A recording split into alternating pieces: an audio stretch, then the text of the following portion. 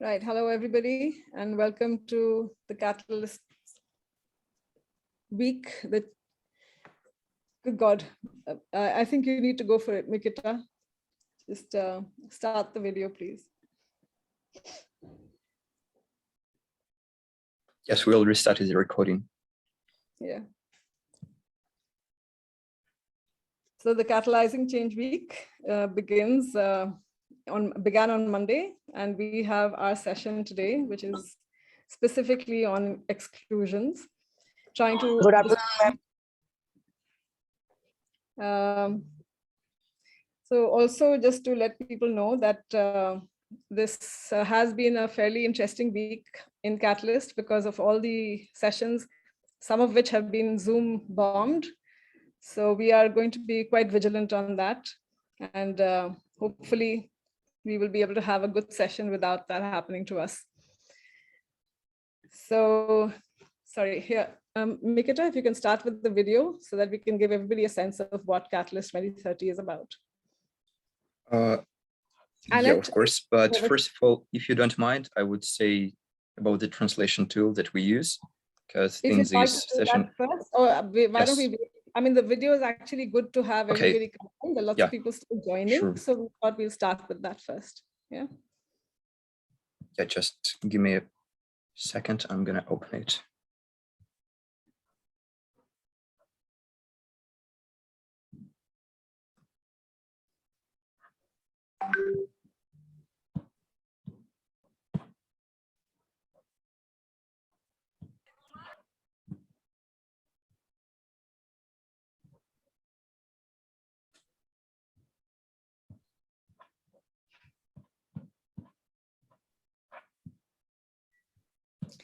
So, yeah.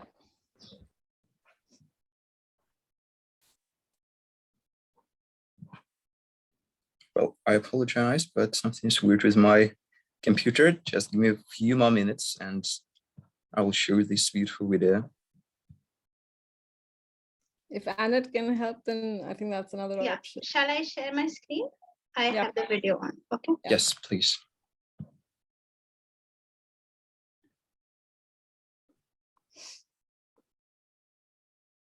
Catalyst 2030 is a movement of social entrepreneurs and innovators embracing collective action to achieve the SDGs by the deadline of 2030.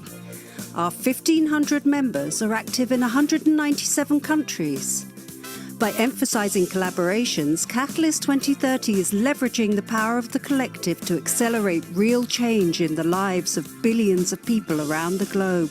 What do our members say about Catalyst? Catalyst 2030 is an invaluable global community of impact entrepreneurs. Our relationship with Catalyst 2030 has really taught us the power of co-creation. Join Catalyst 2030 and network, bond, and collaborate with our family members. And I like the spirit of bringing change makers together to share and learn from each other. Catalyst really understands the transformative nature of collaboration. It's also a platform that can give us new tools and resources. Catalyst 2030 has put my work on steroids. But most importantly, to come up with solutions that are practical, ways where we can really make things happen, because social entrepreneurs are doers.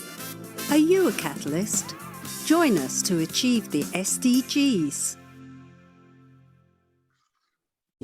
Catalyst 2030 is a movement.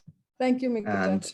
Annette. Yeah. Okay, Mikita, Thank you. Can tell us about Wordly. And just before you do, I just want to say welcome to everybody. सबको बहुत धन्यवाद कि आप आए हैं यहाँ पर, और सबसे ज़्यादा इम्पोर्टेंट कि बच्चे यहाँ पे हमारे साथ हैं, बच्चे जो शायद हम कभी मिलते नहीं हैं रोज़, या फिर मिलते हैं तो फिर वो दिखाई नहीं देते हैं. उनसे भी मैं कहूँगी कि आप बहुत welcome to you. I am very happy कि आप यहाँ पे हो. ये एक अनाउंसमेंट है, एक सॉफ्टवेयर है, सबको प्लीज अच्छी तरह से समझना है. उसको यूज करने के लिए निकिता आपको समझाएंगे, वो इंग्लिश में बात करेंगे. So I will try and request whoever can translate best कि वो ट्रांसलेट कर लें, ताकि सबको समझ में आ जाए, क्योंकि ये इस सॉफ्टवेयर के जरिए आप अलग अपनी भाषा में आप सुन सकेंगे जो भी हम कह रहे हैं यहाँ पर। ठीक है, तो Mikita, go ahead. Thank you, Kavita.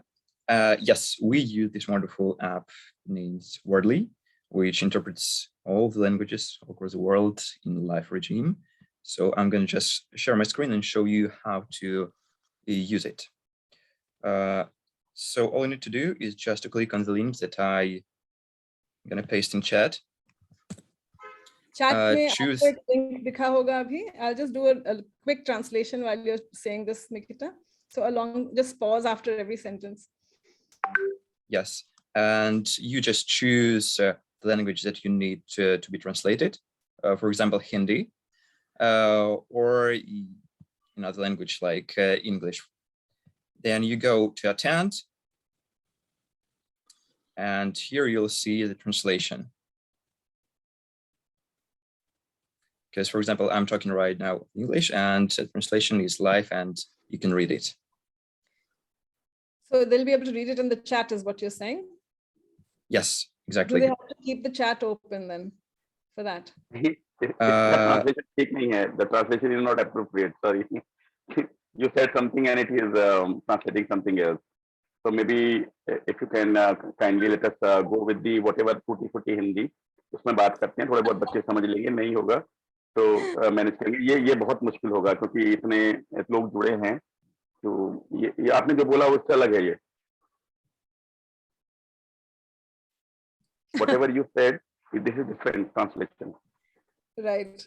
It's because it was selected as the speaker speaking Hindi and he was speaking English. So it got confused. If he was speaking Hindi, it may have worked a little better. I think it should work, and I think it's worth trying it out. Sanjay ji, let's just give it a shot and see. अगर लगता है कि ये बिल्कुल गलत हो रहा है ट्रांसलेशन, तो शायद आप में से कोई बता देगा हमें कि ट्रांसलेशन सही नहीं है. जितना ज़्यादा हम, जैसे आप कह रहे हैं, जितनी ज़्यादा हिंदी हम इस्तेमाल कर सकते हैं हम करेंगे, लेकिन अगर ऐसा है कि कुछ लोग शायद नहीं पूरी तरह से कर पाएंगे, so then it's better कि ये साथ साथ चलता रहे.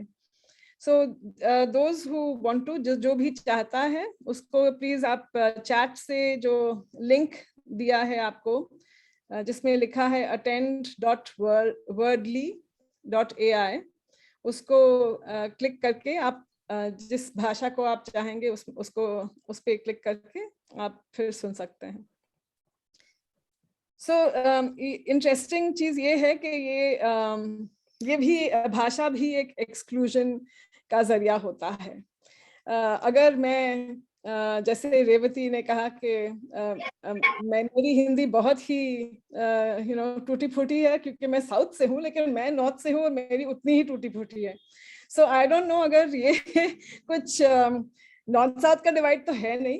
I think this is more about the fact कि जैसे हम जिस तरह से हम अपनी जिंदगी जीते हैं, जैसे हम बड़े होते हैं, तो हम जिस चीज़ों से, जिस भी भाषा को समझते हैं और ज़्यादा अपनाते हैं, उसमें हम फेमिलियर हो जाते हैं. And that's what the real problem is, I think. So इस कोशिश में कि हम एक दूसरे को समझ लें, भाषा को एक बैरियर ना बनाएं, I hope that we will be able to manage that. And जितनी भी ज़्यादा हम हिंदी में बात कर सकें हम करेंगे. आप स्पेशली क्योंकि बच्चे यहाँ हैं जो हम चाहते हैं कि वो पार्टिसिपेट करें और समझें और they are part of it. Annette, can we begin with the introduction to all of the panelists? Yeah, sure. और while Annette वो लगा रही है अपना PowerPoint, आपको ये भी मैं बताना चाहूँगी बच्चों को स्पेशली कि ये जो Catalyst 2030 का वीडियो अभी देखा था, ये इसलिए बनाया सबको समझाने के लिए कि जो लोग इसके मेंबर्स हैं वो उनको बहुत लगता है कि ये दुनिया थोड़ी इससे बहुत अच्छी हो सकती है, थोड़ी ठीक नहीं है. जो अभी की स्थिति है, जो अभी हो रहा है वो ठीक नहीं है और इससे ज़्यादा बेहतर हो सकती है. सो ये लोग, उनको हम कैटलिस्ट या सोशल एंटरप्रेन्योर्स या जो भी आप कहिए बोलते हैं, क्योंकि हम बदलाव लाना चाहते हैं, दुनिया में चेंज लाना चाहते हैं. और इसकी वजह से ये पूरा जो जुट है वो हर एक देश के लोग साथ में जुड़ के कुछ करना चाहते हैं, ताकि ये जो हम जिस दौर से हम गुजर रहे हैं उससे ज्यादा बुरा ना हो, उससे हम बेहतर दिशा में जाएं। सो ये कैटलिस्ट 2030 का जो ग्रुप है, ये कैटलाइजिंग चेंज वीक मनाता है, जिसमें जिन चीजों के बारे में उनको लगता है कि हाँ इसको बदलना है, उसके ऊपर एक सेशन रखता है। और हमारा ये सेशन आज है एक्सक्लूजन को चैलेंज करने के लिए, कि पढ़ाई में या बच्चे जब बड़े हो रहे हैं और पढ़ रहे हैं और समझ रहे हैं दुनिया को, उस समय किसी भी बच्चे को एक्सक्लूड नहीं करना चाहिए, बाहर नहीं रखना चाहिए। हमारी एक जिम्मेदारी है कि हर एक बच्चे को पढ़ाई करना, और पढ़ाई का ये सिर्फ मतलब नहीं है कि किसी सब्जेक्ट को पढ़ना, लेकिन जब हम स्कूल जाते हैं तो हम एक कल्चर भी सीखते हैं, एक तौर तरीका सीखते हैं कि किस तरह से एक दूसरे के साथ बैठें, उठें, खाएं, पिए, जिए। तो ये एक जो बहुत ज़रूरी चीज़ है, उसके लिए हर एक बच्चे को एक अच्छा स्कूल मिलना चाहिए, और ये उसमें सारे बच्चों को इंक्लूड होना चाहिए, मतलब उनको शामिल होना चाहिए। ये बहुत ज़रूरी बात है। सो एक छोटा सा पोल सबके लिए, Annette, if you can put the poll up, then we can have a look at that. ये पोल जो है वो खुलेगा स्क्रीन पे, आपके स्क्रीन पे। अगर आप फोन पे हैं तो भी खुलना चाहिए, अगर आप के पास लैपटॉप है या कंप्यूटर है तो जरूर आपको दिखेगा, और उसमें आपको सिर्फ चूज करना है आपका उत्तर क्या है। Kavita, I'm unable to log in to the poll. It says log in to the device. Would you be able to share it? Okay.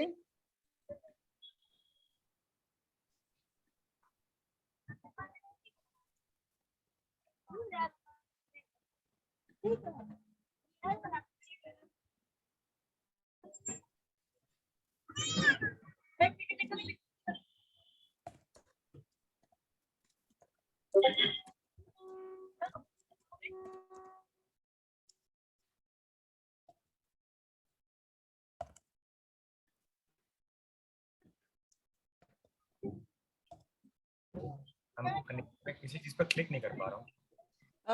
Nikita, are you the host? Is that the reason why it's causing a problem?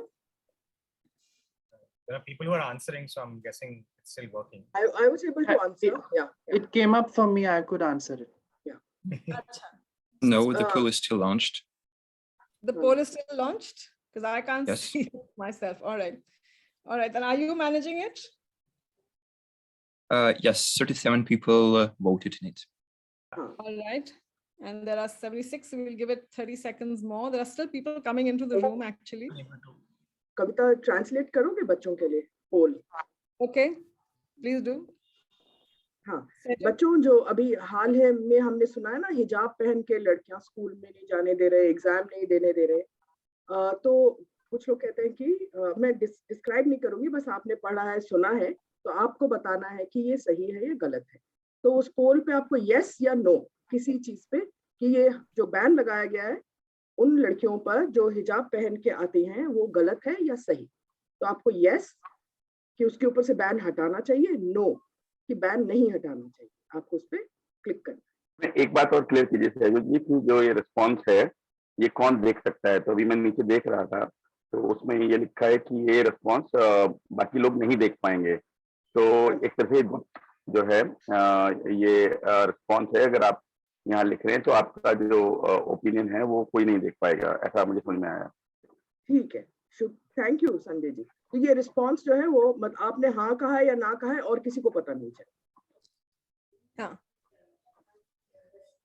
okay, Mikita, if you can tell us how many people have voted and for what?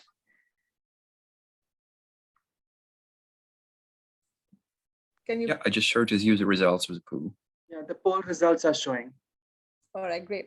I'm the only one who can't see them, so somebody just let me know what they are. Well, the privilege choose yes, 72%. What percent was yes? 72 72% 72. लोगों ने हाँ कहा और 28 लोगों ने ना कहा. All right. 28%. Okay. So आज ये Ari? Yo, what's good, man? How are you doing? ये जो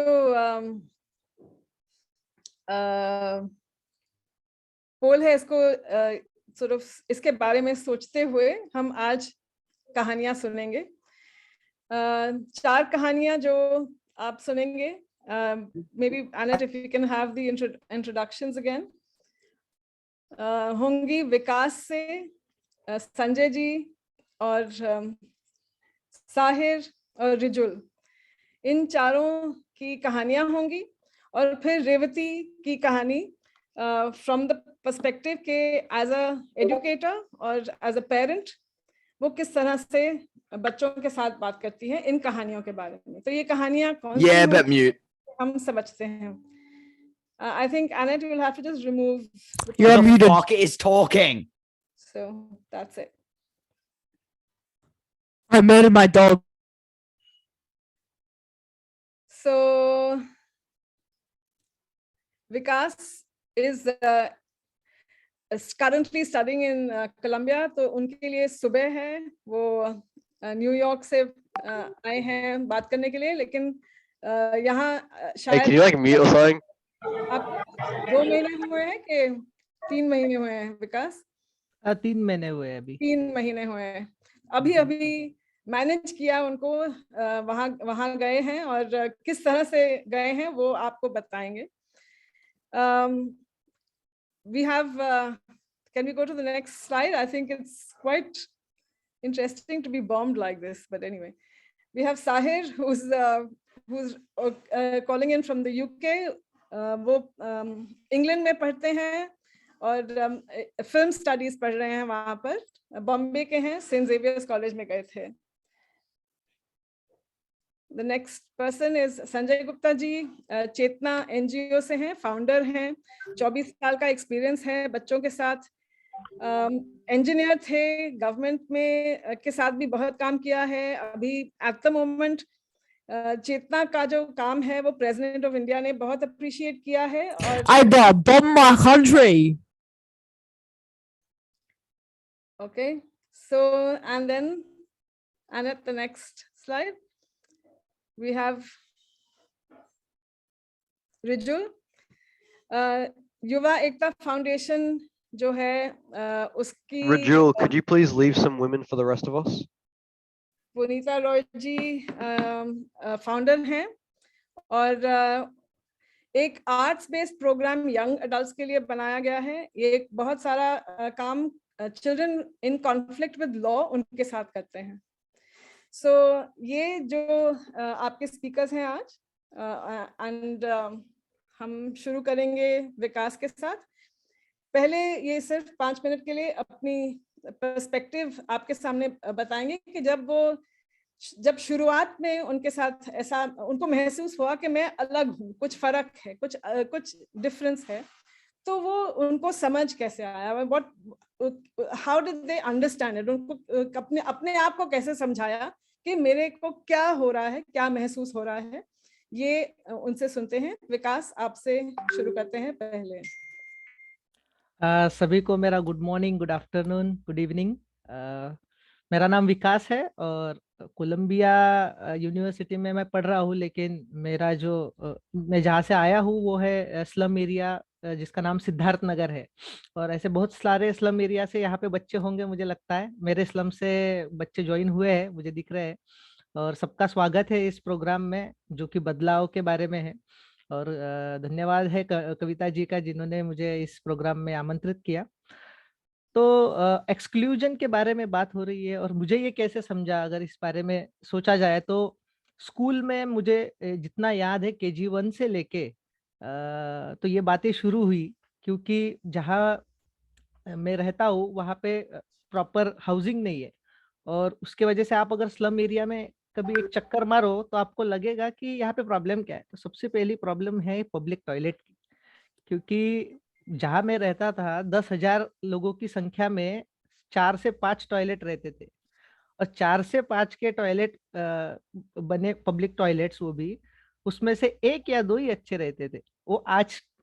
वो पहले भी वैसी सिचुएशन थी, और आज भी अगर आप वहां पे गए तो वही सिचुएशन है। और हम छोटे छोटे बच्चे फर्स्ट स्टैंडर्ड सेकंड स्टैंडर्ड से, और जरूरत की बात है ना, लोग उसको ज्यादा इंपॉर्टेंस नहीं देते, लेकिन इतनी सारी लंबी लाइन होती थी और सुबह स्कूल जाना पड़ता था, तो वो स्किप हो जाता था घर से, है ना, उस वजह से। तो जब स्कूल में जाके फिर हम वो स्पेस ढूंढते थे कि भाई स्कूल में कम से कम टॉयलेट है तो उसका यूज किया जाए। लेकिन जब कभी यूज करते थे तो बच्चे चिढ़ाना शुरू कर देते थे, है ना। सिंधी भाषा में एक शब्द है लेटरिन को, काकुस। तो मुझे चिढ़ाया जाता था काकुस खाए, यानी आप लेटरिन खाने वाले लोग हो, है ना। तो वहां से ये मैं बोल रहा हूँ कि KG1 KG2 first year first second standard से ये बात लोग मुझे चिढ़ाते थे, है ना। मेरी बहन भी है, उसको मालूम है क्योंकि वो हमसे बड़ी थी, है ना, स्कूल में। और मम्मी पापा गांव से शहर की ओर आए कि बच्चों को पढ़ाना चाहिए, उनको पढ़ाई की चांस नहीं मिला due to our ancestors and history. हम बहुत बात करते हैं कि अभी पढ़ाई के बाद लग रहा है कि ये कहाँ से आया। तो फिर ये जो पता चला कि कॉन्स्टिट्यूशन के पहले से हम बहुत सारी बातें करते हैं कि हमारा जो कल्चर है, हिस्टोरिकल कल्चर है, वो बहुत ही अत्याधुनिक था, या फिर बहुत ही क्या बोलते हैं उसको, गुरु शिष्य परंपरा से लेके। लेकिन गुरु शिष्य परंपरा में किन समाज और किन लोगों को सिर्फ शिक्षा का अधिकार था, है ना। जो इतिहास हमें स्कूल में पढ़ाया जाता है वो सही में इतिहास है क्या, ये क्वेश्चन फिर शुरू होता है, रिविजिट करने की मुझे लगता है जरूरत होती है। तो वहां से मेरी शुरुआत हुई, जहाँ से एक्सक्लूजन स्कूल से क्लास यानी बेसिक जूनियर KG से मेरा ये सब शुरू हुआ। और जैसे जैसे आगे बढ़ते गए तो बहुत सारी टीचर्स के बिहेवियर का अगर देखा जाए तो मेरे जैसे 2-3 लोग ऐसे रहते थे जिन्होंने फीस नहीं पेड की है, और दिन भर हमें टीचर जो है खड़ा रखते थे क्लास में। और जब कभी फिर मम्मी पापा आते थे दोपहर के समय में और बताने के लिए कि हम इनकी फीस, हम बच्चों की फीस भर देंगे, लेकिन आप उनको कुछ ना करिए। और जैसे ही ये बोल के मम्मी पापा चले जाएंगे, फीस अगर नहीं दी, तो इन टीचर्स का अपने आप में एक डिस्कशन होता था। और वो डिस्कशन क्लास में है, सबको सुनाई देगा, है ना, सबको समझ में आएगा। वो क्लास के डिस्कशन मुझे पढ़ते, यानी क्लास में पढ़ते थे कि इनके औकात नहीं है तो ये क्यों बच्चों को भेजते हैं। ये टीचर्स के स्टेटमेंट में बता रहा हूँ, है ना। इनके औकात नहीं है तो ये क्यों भेजते हैं। इसकी माँ तो मंगलसूत्र पहन के आई थी, इसने बेचा क्यों नहीं, है ना। बेच के बच्चों को पढ़ाना चाहिए। अगर इतना ही प्राइवेट स्कूल में पढ़ाने का शौक है, ये करना चाहिए। देखो तो कैसे बन ठन के आई है, और बोल रही है कि पैसे नहीं है मेरे पास, तो पढ़ाना क्यों है। तो ये सब बातें जो है ये मैं 4th स्टैंडर्ड के पहले की बता रहा हूँ, क्योंकि 4th स्टैंडर्ड के पहले मैं प्राइवेट स्कूल में था। मैं स्कूल का नाम नहीं बोलूंगा। तो तभी से बातें शुरू हुई। फिर पता नहीं क्या था कि हम 3 बच्चे थे स्कूल में, परिवार में। तो फिर मुझे ही लगा कि अपने इंग्लिश मीडियम छोड़ के मराठी मीडियम जाना चाहिए। तो मैंने घर में बोला कि मराठी मीडियम में पढ़ते हैं, पैसे भी कम लगेंगे, गवर्नमेंट की स्कूल है। और तब मैं 4th स्टैंडर्ड में था, है ना। लेकिन एक्चुअल प्रॉब्लम वो नहीं था। अगर आप देखें मेरे 4th स्टैंडर्ड तक का ग्रेडिंग्स देखे तो मैं टॉप में था, है ना। फर्स्ट सेकेंड थर्ड ये सभी पोजीशंस पे मैं रहता था। तो पढ़ाई के बारे में घर के बहुत स्ट्रिक्ट थे कि पढ़ाई करना है करके। और वो अपनी मेरे पापा की छोटी सी चाय कैंटीन है प्राइवेट स्कूल के पास, और मम्मी का घर पे छोटा सा दुकान है। तो जो कुछ उन दिन रात मेहनत करके वो पढ़ाई करते, यानी कराते थे, है ना। लेकिन फिर हम शिफ्ट हो गए मराठी मीडियम में, और मराठी मीडियम में फिर गवर्नमेंट स्कूल की हालत हमको सभी को मालूम है। लेकिन वहां पे अलग तरीके का डिस्क्रिमिनेशन था, है ना। वहां पे मारना पीटना और क्रिमिनल्स जो हम बोलते हैं एक्चुअल में, जो कि वहां के समाज ने ही पैदा किए हैं, वो लोगों के साथ संबंध आना, फिर स्कूल में झगड़े करना, एक दूसरे को पीटना। एक बार तो स्कूल बंद भी कराने का अनुभव मैं ले चुका हूँ, है ना। कुछ दोस्तों को स्लम से बुला लो किसी को मारो और स्कूल बंद कराओ। तो यहाँ तक का सब सफर जो है वो स्कूल से चलते आया, और अनकॉन्शियसली बहुत बातें माइंड पे बैठते गई शिक्षा के क्षेत्र में, कि शिक्षा से कुछ होने वाला नहीं है ना। लेकिन घर वालों का एक हमेशा फोर्स रहता था कि पढ़ाई करने से ही सब कुछ होगा। और फिर हमें इंट्रोडक्शन हुआ डॉक्टर बाबा साहेब अम्बेडकर का, और घर में सब अम्बेडकराइड मूवमेंट के सब थे। तो अम्बेडकराइड मूवमेंट में हम पार्टिसिपेट करते थे। मैं छोटा था, मुझे याद है 6वीं कक्षा में मैं होऊंगा, तब एक खेरलान जी का एक इवेंट है, अगर आप गूगल करेंगे आपको पता चलेगा, मैं उसमें नहीं जाऊंगा। तो मूवमेंट में एजिटेशन हुआ, और एजिटेशन में मेरे घर के और मेरी पूरी बस्ती जो है उस एजिटेशन में पार्टिसिपेट की। वहां पे गोलियां चली, लाठीचार्ज चले, और ये सब बातें हुई। तब सोचने लगा कि ये क्यों कर रहे हैं, ये एजिटेशन क्यों कर रहे हैं, ये कारण क्या है, किस वजह से कर रहे हैं। तो एक दलित लड़की पे, उनके परिवार पे रेप हुआ, और पूरे गांव ने मिलके वो किया। और ये पूरी स्टोरी जो है उस समय 6वीं कक्षा में मेरे कान में पड़ी, और उसके लिए, उस जस्टिस के लिए हम लड़ रहे हैं। और इस एजिटेशन में शामिल कौन कौन लोग हुए, तो दलित समाज को छोड़ के कोई शामिल नहीं हुआ। हम निर्भया की केस देखते हैं, बाकी के केसेस देखते हैं जहाँ पे सब लोग शामिल हो रहे हैं, लेकिन ऐसी इतनी बेधा हरकतें हुई जिसमें माँ, बेटी, यहाँ तक कि अपने खुद के भाई को बोला गया कि आप अपने बहन पे रेप करो। और ऐसे इंसिडेंट्स पे, क्योंकि ये दलित पे हुआ है इसलिए कोई आगे नहीं आया। तो ऐसे इंसिडेंट्स जो बाकी के समाजों से निग्लेक्ट होते गए, तो ये स्टोरीज का हम सुनते गए और देखते गए, और ऑटोमेटिकली एक समाज से जो है वो एक्सक्लूड होते गए। तो मुझे नहीं पता, टाइम शायद 5 मिनट हो गए हैं। तो मुझे यही लगता है कि ये एक्सक्लूजन का मेरा स्टार्टिंग पॉइंट रहा, और जैसा टाइम रहा तो मैं आगे आपको स्टोरी कंटिन्यू करूंगा। Thank you. बिल्कुल, thank you Vikas. I think ये बहुत ज़रूरी है कि लोग जब सुन रहे हैं तो वो अपने प्रश्न जो हैं विकास के लिए वो शुरू करें सोचना कि क्या पूछना है उनसे। I think we'll move to Sanjay ji. आपने जो अभी सुना है शायद आपके लिए कोई नई बात नहीं है, लेकिन आपने बहुत सारे बच्चों को ऐसे सुना होगा, तो उनके नज़रिए से सुनना चाहेंगे आपसे कि आपका अनुभव क्या है, आपका अनुभव क्या है। Thank you. और मुझे लगता है कि एक बहुत सार्थक चर्चा है। हालांकि आजकल इस तरह की चर्चाएं थोड़ी सी कम हो गई हैं, बंद हो रही हैं लगातार, बट सबको जानना समझना, क्योंकि हम एक ऐसे समाज में रहते हैं जहाँ पे ऐसी चर्चाओं की जरूरत है, स्कोप भी है। तो चेतना जो है वो स्ट्रीट चिल्ड्रन के लिए काम करती है, और ऐसे बच्चे जो किसी भी वजह से, चाहे पारिवारिक विघटन हो, चाहे शहरी चकाचौंध हो, चाहे जो गांव में जो जमीनें हैं वो दबंगों ने हथिया ली हों इस वजह से, या जो कमाने के या खाने के अवसर कम हो गए हों, इन वजहों से शहरों की तरफ आते हैं, और कई बार मजबूरी में और कई बार किसी के साथ, और तब जाके उनका जीवन शुरू होता है सड़कों पर। और जैसे ही वो सड़कों पर आते हैं तो एक प्रकार का जो हम कह सकते हैं एक्सक्लूजन शुरू हो जाता है, जिसकी शुरुआत तो हो गई होती है जब उनका मूवमेंट शुरू होता है, तो वो कारण कुछ भी हो सकता है। और जब वो सड़क पे आ जाते हैं तो एक नए प्रकार का जो समस्या है वो शुरू होती हैं। तो इसमें अगर हम मुख्यतः देखें तो ये जो बच्चे हैं ये लगभग हर धर्मों के हैं, हर जात के हैं, पर फिर भी जैसे अभी हमारे पहले साथी ने बात रखी, तो मैं अपने अनुभव से कह सकता हूँ कि ज्यादातर बच्चे जो भी जिस भी धर्म के हों, हिंदू हों, मुस्लिम हों, बट वो ज्यादातर दलित होते हैं मेरे हिसाब से। और उसमें अपवाद हैं, ऐसा नहीं है, कई बार जातियों को भी अगर आप विश्लेषण करेंगे तो मिल जाएंगे, बट कम संख्या रहती है। तो एक एक्सक्लूजन तो आपका इस वजह से कि आपको सड़क पर आना पड़ा, वो पहले ही हो गया।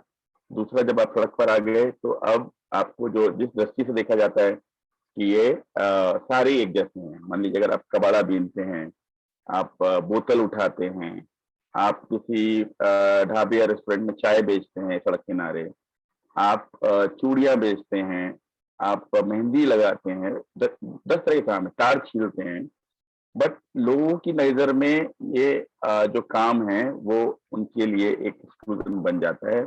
उनकी नज़र में बहुत डेरोगेटरी वर्ड्स हैं जो मैं यहाँ यूज नहीं करना चाहता हूँ, पर वो उनके लिए इस्तेमाल किए जाते हैं।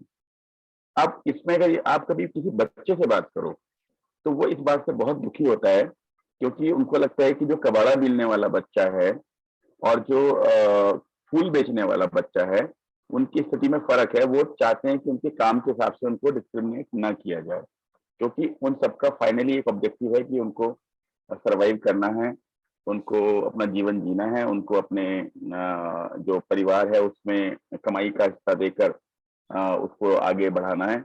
तो वो उससे बहुत दुखी होते हैं। और कई बार ये बच्चे हमसे कहते हैं कि हमें नहीं अच्छा लगता जब हमें किसी खास तरह के नामों से पुकारा जाता है।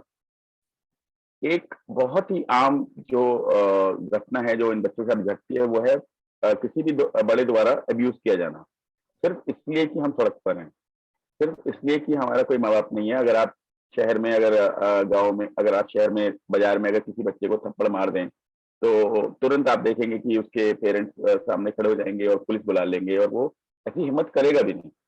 बट ऐसे बच्चों को जो स्ट्रीट चिल्ड्रन है, सड़क पर रहते हैं, आते जाते, चाहे वो पुलिसकर्मी हो, चाहे पासरबाई हो, चाहे लोग हों, उनको मारना, धमकाना, दुत्कारना मतलब आप समझिए कि वो मारने से भी ज्यादा बुरा है। अगर चलो हटो यहाँ से, क्यों आगे, गंदे, आप में से बदबू आ रही है, स्टिंकिंग। तो इस तरह की बातों से बहुत दुखी हैं और उनको लगता है कि उनका ये मानना है कि हम बच्चे तो यहीं के हैं, अब हमारी परिस्थिति के कारण मजबूरीवश हम सड़क पर हैं, तो वो उनको ठीक नहीं लगता। अब अगर इसी को जेंडर पर्सपेक्टिव से देखें कि इसी में लड़के भी हैं और लड़की भी हैं, तो आप अगर पाएंगे कि फिर उसमें उम्र भी है, धर्म भी है और जाति भी है। हर एंगल पर अगर आप देखेंगे तो इनको अलग अलग परेशानियां होती हैं। जैसे कि लड़कियों के केस में अगर हम देखें तो बहुत सी बच्चियां ऐसी हैं जो कम उम्र की, वो सड़क पे अगर आ जाती हैं तो उनको अपने आप को छुपा के रखना पड़ता है, और उनका अपना एक प्रोटेक्शन मैकेनिज्म है कि वो लड़कों के साथ रहना शुरू कर देती हैं और लड़कों जैसे कपड़े पहनने लगती हैं, लड़कों जैसे बाल कटा लेती हैं, लड़कों जैसी कमीज और चीजें, ताकि लोग उनको डिस्क्रिमिनेट ना करें। क्योंकि लड़की हो, अरे तुम लड़की हो, सड़क पे कैसे रह रही हो, तुम्हारा तो ये, तुम्हारा तो वो, और उनकी जो नजरें हैं वो कितनी गंदी। तो उस उनको जैसे हमारे एक साथी ने ऑलरेडी बताया, ऐसे ही बहुत मुश्किल समय होता है। क्या आप मुझे सुन पा रहे हैं? हाँ, थोड़ी आपकी आवाज ठीक नहीं थी बीच में, अब सुनाई दे रही है। ठीक है। तो जैसे कि जो टॉयलेट्स बने हैं, अगर आप ऐसे सोचें कि एक लड़की है जो अनफॉर्चुनेटली विकलांग भी है, दिव्यांग है, और वो जो है 14 साल की है और अपने पीरियड से गुजर रही है। तो अगर ऐसा कोई बच्ची हो और उसको एक्सेस ना मिले टॉयलेट में, क्यों? हालांकि वो 5 रुपए ही देती है, 5 रुपए देने को तैयार है, पर वहां पे जो टॉयलेट कीपर है उसका कहना ये होता है कि तुम गंदा कर देती हो, साफ कौन करेगा। तो इस तरह की चीजों से भी ये बच्चियां गुजरती हैं। जब ये पब्लिक प्लेस पे नहाना, हम लोग कल्पना भी नहीं कर सकते हैं, ये बच्चे चाहे वो लड़का हो या लड़की हो, ऑलमोस्ट पब्लिक प्लेस पे नहाते हैं, नालों के पास। आजकल जो नया एक प्रॉब्लम शुरू हो गया है मोबाइल का, और वो इन बच्चों का, लड़कों का, लड़कियों का, मान लीजिए आप नहा रहे हैं, नीचे फ्लाईओवर बराबर में से जाता है, फ्लाईओवर पे खड़े होके वीडियो बना लिया। अब आपको नहीं समझ में आएगा, और वो एक गरीब लड़की का को आप कब, कैसे, कहाँ पे उसकी फोटो लगा देंगे, क्या कर देंगे, वो नहीं समझ में आता है। तो सड़क पे रहने के अपने अपने नुकसान हैं, उनके अपनी आज़ादी को लेकर, उनकी खान पीन को लेकर।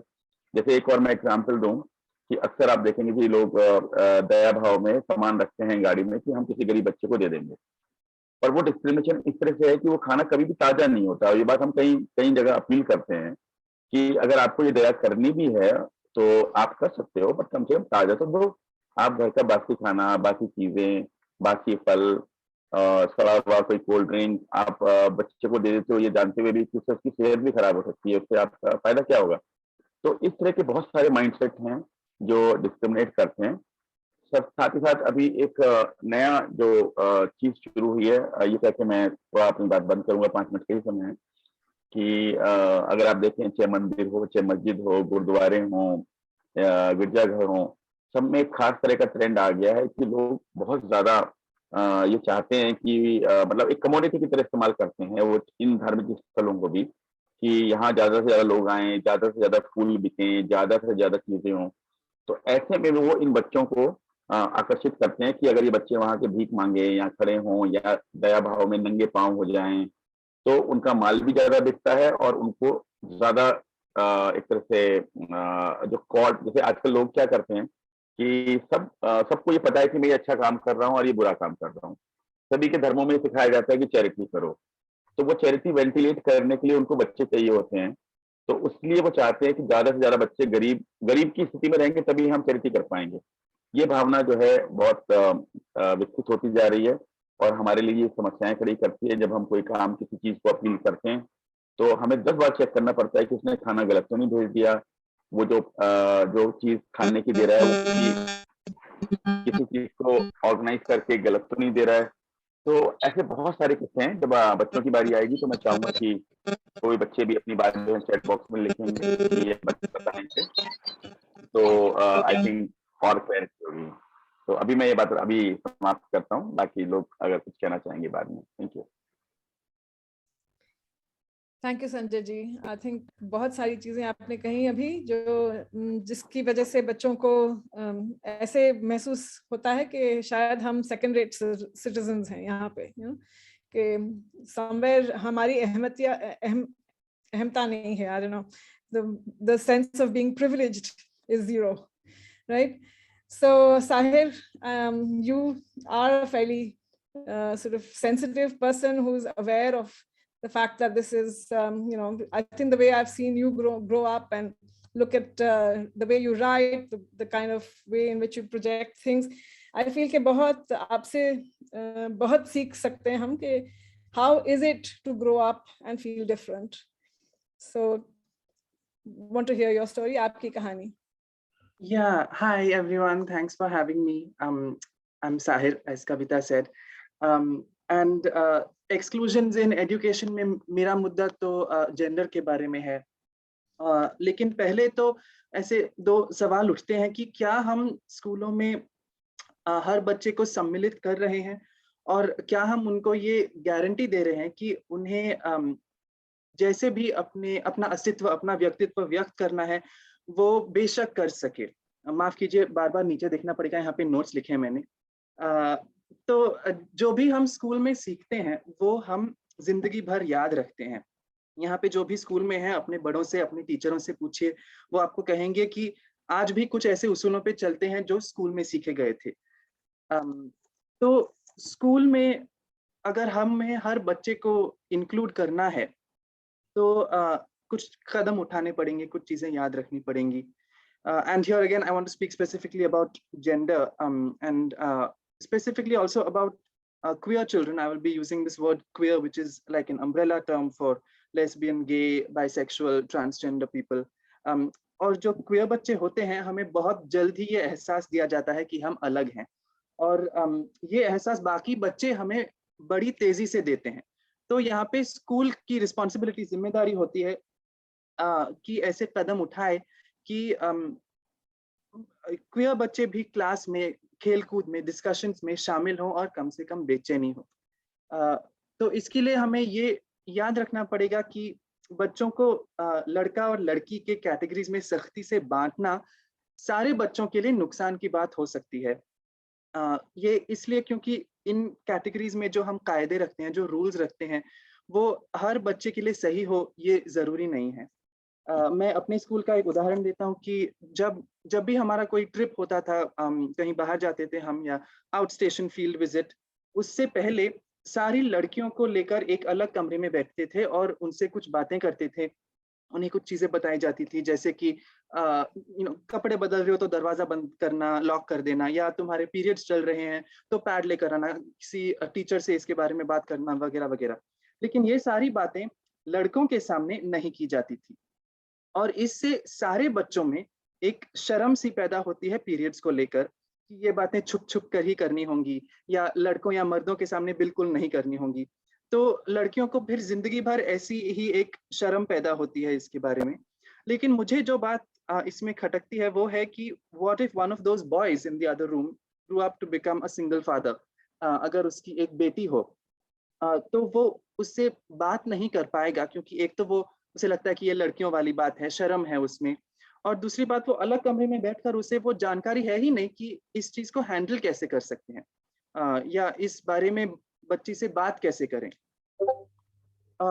और क्या होता है कि फिर से to return to my original point, बच्चों को ऐसे लड़कों और लड़कियों में अलग अलग कमरों में बिठाकर उन बच्चों को दिक्कत होती है या नुकसान होता है जो आसानी से ऐसे बंटते नहीं हैं, क्योंकि हम में से ऐसे कई बच्चे हैं जो बड़े होते होते या बड़े होकर इन दो कैटेगरीज में, दोनों में से एक में भी शामिल नहीं होना चाहते या नहीं हो पाते, या एक कैटेगरी में उन्हें बंद किया गया है और उन्हें किसी कहीं और उनका व्यक्तित्व है।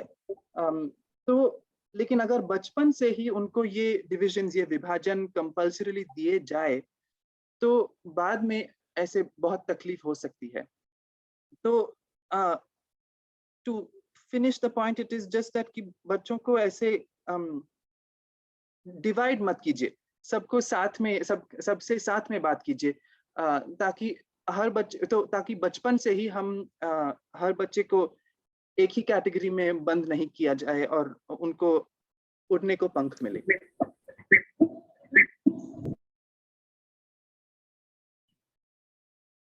ताहिर, आई थिंक ऑलरेडी काफी अप्रिसिएशन है आपकी बात की कि जो आपने पॉइंट्स बनाए हैं वो एकदम सही हैं, और आई थिंक सबको इसके बारे में सोचने के लिए बहुत जरूरी है कि कैसे हम ट्रीट करते हैं लोगों को, और क्या छोटी चीज होती है जो शायद कल्चरली हम सोचते हैं कि ये ऐसे करना चाहिए, लेकिन उसकी वजह से क्या असर पड़ता है ये शायद कम सोचा जाता है।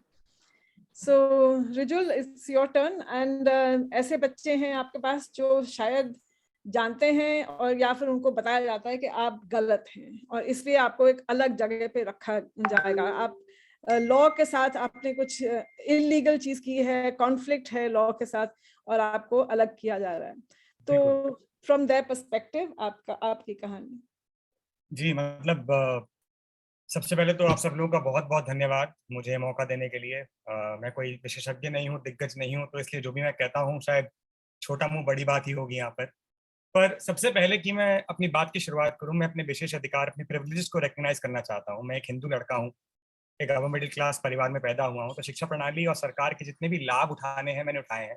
अच्छी शिक्षा प्राप्त की है, अच्छे स्कूल में गया हूँ, ज़्यादा कुछ खास दिक्कत भी नहीं हुई। तो आज मुझे अपने कंधों पर एक बहुत भार महसूस हो रहा है कि मैं कुछ ऐसे बच्चों की बातें बताने जा रहा हूँ जो शायद जो सच्चाई मैंने जी नहीं है, मैंने खुद अनुभव नहीं किया, पर उसके साथ रहा हूँ काफ़ी साल तक, उस पर लिखा है, समझा है। तो ये वो बच्चे हैं, जैसा कि कविता ने बताया, इनको इंग्लिश में कहते हैं children in conflict with law, और हिंदी में इसका अनुवाद किया जाए, सांस्कृतिक है अनुवाद इसका, जो बच्चे कानून के साथ संघर्षरत हैं। सो एक कॉन्फ्लिक्ट है, तनाव है, तकरार है, ऐसे बच्चे, उनके बारे में बात करूंगा। और बात करूंगा एक बाल सुधार गृह की, जहां हम अधिकतर काम करते हैं। अपने जीवन का प्रोफेशनल समय ज्यादातर मैंने वहीं बताया है। पर इसके पहले कि मैं वहाँ के बच्चों की बात करूं जब वो अंदर आते हैं, आई थिंक एक संदर्भ देना, एक कॉन्टेक्स्ट देना बहुत जरूरी है कि वो बच्चे कहाँ से आते हैं और यहाँ पर क्यों है। क्योंकि ऐसा तो है नहीं कि अमीर बच्चों के घर क्राइम नहीं होते, ऐसा तो है नहीं कि क्राइम सिर्फ एक तबके का है, एक लिमिटेड है, ऐसा नहीं है। पर ऐसा क्यों है कि अधिकतर, उदाहरण के तौर पर जहांगीरपुरी के बच्चे इस जगह पर आ गए, तो वो बहिष्कार, that exclusion I think starts in the very beginning. तो उस बहिष्कार की मैं पहले बात करता हूँ कि कानून के संघर्षरत होने से पहले, before they come in conflict with law, how are they excluded, क्या एक्सक्लूजन है एजुकेशन से, क्या ताल्लुकात है इसका कि बच्चे अंदर आते हैं। जहांगीरपुरी आजकल सबकी जुबान पर है for all the wrong reasons, and public conscious में अभी आया है, पर हम वहाँ 6-7 साल से काम कर रहे हैं पहले। और जब भी वहाँ हम जाते हैं तो किसी सरकारी स्कूल में या ब्लॉक में घुस जाइए, अक्सर बच्चों को आप पाएंगे, हाँ भाई पढ़ते हो, पढ़ा है, हाँ 4वीं 5वीं मैक्सिमम 8वीं तक पढ़े हैं वहाँ पर बच्चे, क्योंकि 8वीं तक पूरा पास हो जाते हैं, उसके बाद स्कूल जाने का मन नहीं करता। ये बहुत बड़ी बात है, स्कूल जाने का मन ही नहीं करता।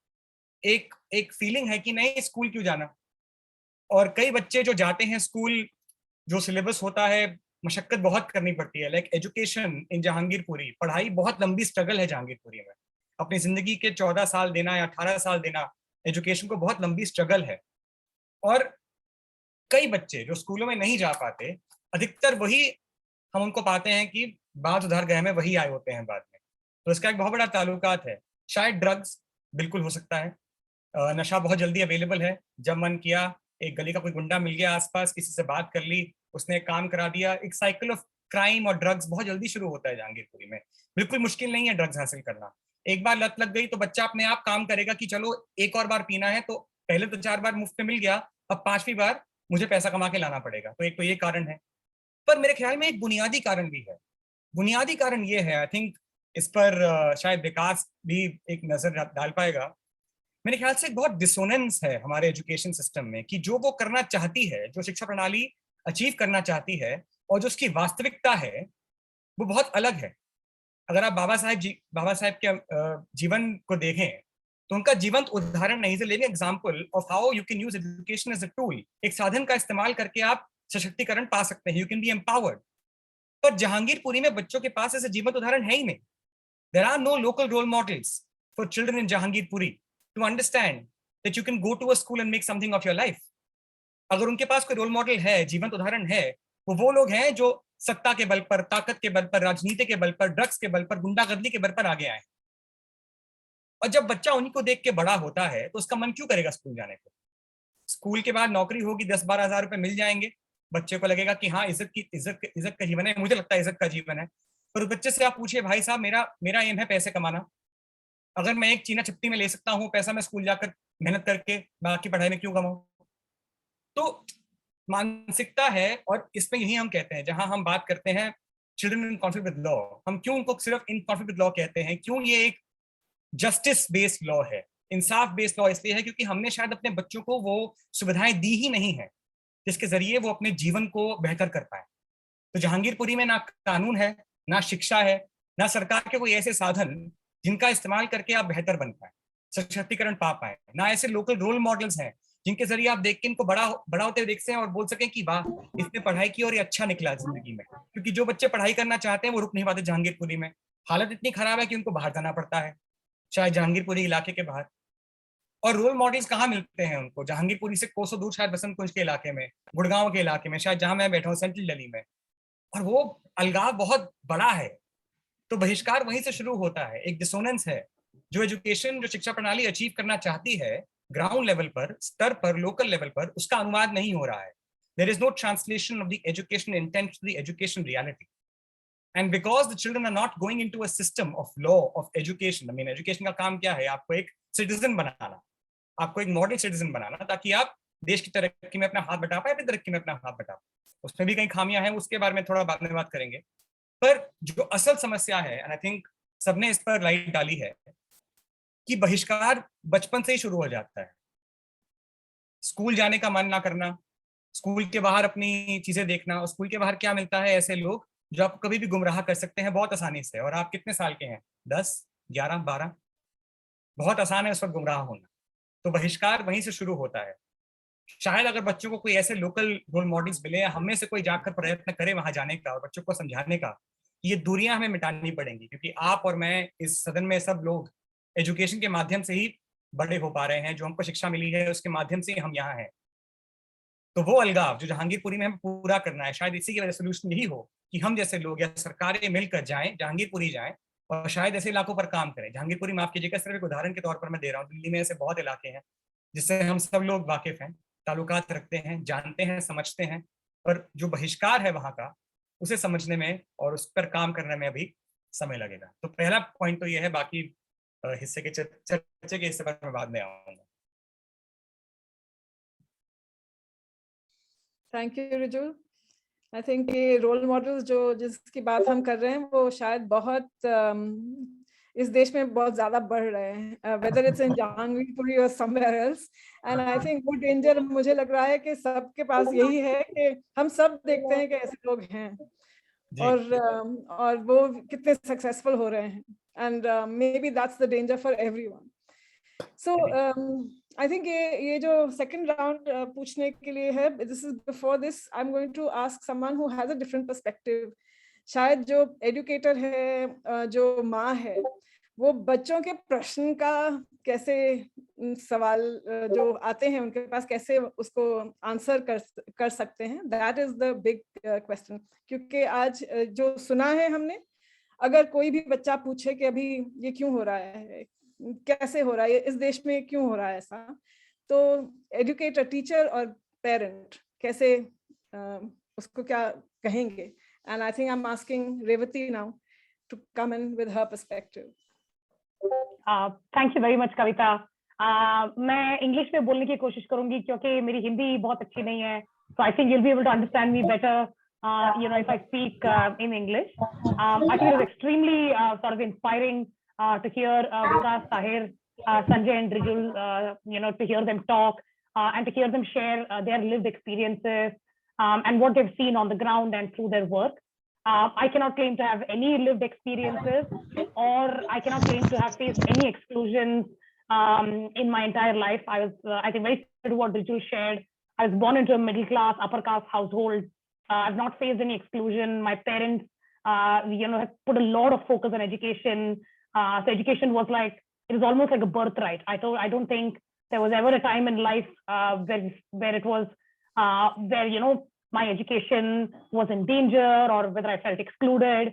So I just want to start by acknowledging that privilege. And so it was really heartening to sort of hear stories, especially I think when I heard Vikas's stories. I think I could relate a lot to my first experience with exclusion is when I became a government school teacher. And it was not exclusion that I faced. I think it was exclusion that I saw the children that I was teaching face. And I think many of the things that Vikas spoke about, one story that I'd like to share. I just started as a government school teacher in a government school in Chennai, Tamil Nadu. And it was a midday meals, it was lunchtime, it was midday meals. And all the children in my class, they took their plates and went to get the midday meals. About 5 children didn't go, they were in the class. And I said, hey, it's lunchtime, why are you still sitting in the class? And they said, it's the upper caste children's turn first, they finish, and there's a different server who serves them lunch. And then there is a server from our caste who comes in next, and then we go. And so these are the SC/ST, these are the Dalit children in the class. And obviously by the time 80% of the 70 to 80% of the other children finish eating, you can imagine what sort of left for these children to eat, right? I think, and when I heard that, I thought, it was my first brush with exclusion. It is not, even as a girl, I don't think in my house, I've always eaten with everybody else in the family. So, it was my first ever brush with exclusion. I said, and it really shook me. I said, no child should have to face that. And I think what shook me more was the fact that it's very commonplace for the children, They didn't seem sad. They didn't say, oh, it is wrong, this shouldn't happen. They said, yeah, this is how it is. Like they'll finish eating. And then there'll be somebody else who's from our caste will come and serve us because the upper caste can't serve us because, we'll sort of defile them. And then when Kavita was talking about my role as a mother, right? And I think a lot of the times being mainstream, right? Being upper caste, being sort of rich in the society, you sort of internalize a lot of norms. And when your children ask you questions about those norms, is when you say, oh, I actually didn't even think about that.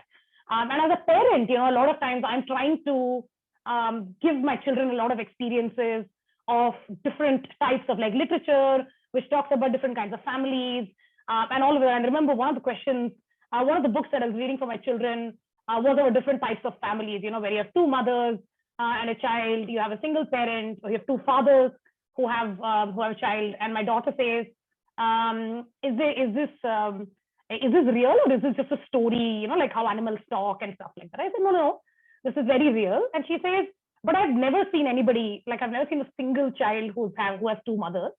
I've never seen anybody who's got 2 fathers. And so I can't believe that this is really true. And I, as a parent, a lot of times I think about, I don't know how to answer these questions, one of their, they ask me why different people pray to different gods.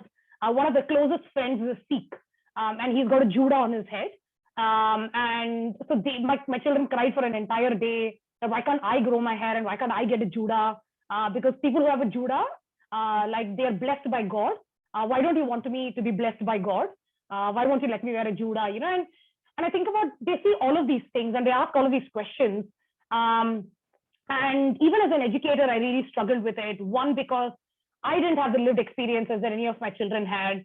As a mother, every day, I think my children, ask me the kind of questions which make me see the divisions in our world even more clearly. When Rijul was talking about role models, the other thing that I was thinking about was, our children are not exposed either in advertisements or TV or books. They are not exposed to people who live on the periphery, right? They are not exposed to non-binary people. They are not exposed to lower caste people. They are not exposed to men doing household work, or women, the mother sitting on the sofa and reading the paper. A lot of my children come and ask me, they go to other friends' houses and ask, why doesn't the father cook? And why is it that a woman is always the nurse when we go to the hospital? And they don't see any of these models in the books that they read, in the advertisements that they see, any of the social media or anything that they're exposed to on an everyday basis, right? And I think I struggle. Like, I want my children to hear from people like a Sahir or a Vikas, but they don't. I don't hear from people like Vikas or a Sahir on an everyday basis, and which I think is one of the, that there are certain norms in the society which we're all supposed to live by, and we'd hardly ever, hear people on the periphery. And I think what I've been thinking a lot about is how do we make sure that we make people on the periphery part of the mainstream, so that it doesn't seem like a periphery anymore. Like, everybody is mainstream. This is just society. Like, different kinds of people just come together and we live together, right? So I think, sorry if I rambled on a little bit, but those are just my thoughts as I heard all of you talk. Thank you, Revati, for being open and vulnerable. I think ये बहुत मुश्किल होता है कहना कि मैं कैसे, अगर मैं चाहूँ भी इंक्लूड करना तो कैसे करूँ, क्योंकि काफी बार मुझे समझ नहीं आता है कि मैं कैसे लोगों से मिलूं जो मेरे जैसे नहीं है, और वो जो एक सीमा होती है जिसको पार करना पड़ता है, वो जो एक लक्ष्मण रेखा ऑलमोस्ट होती है, उसको कैसे पार किया जाए, ये नहीं समझ आता है। सो आई होप कि जिसको भी प्रश्न पूछना है वो तैयार हैं, क्योंकि अभी हम पूछेंगे सबसे कि ये जब महसूस होता है, जब आप ऐसे बड़े होते हो, तो इसको किस तरह से आप एक अपने आप को हराने से ज्यादा अगर जिताना है तो उसके लिए क्या पर्सपेक्टिव होनी चाहिए, और आप कैसे उसको चेंज कर सकते हो अपने लिए। That's the question next for all of you. तो विकास, आपसे अगर शुरू कर सकते हैं, और फिर जैसे ही Vikas will finish, then I would hope कि आप के जो प्रश्न हैं वो आप पूछें इनसे। विकास, फ्रॉम यू के आई थिंक एक क्वेश्चन ऑलरेडी था आपके लिए कि बाबा साहब अम्बेडकर को कैसे, कब, किस उम्र में आपने शुरू किया जानना। बिल्कुल कविता, थैंक यू अगेन।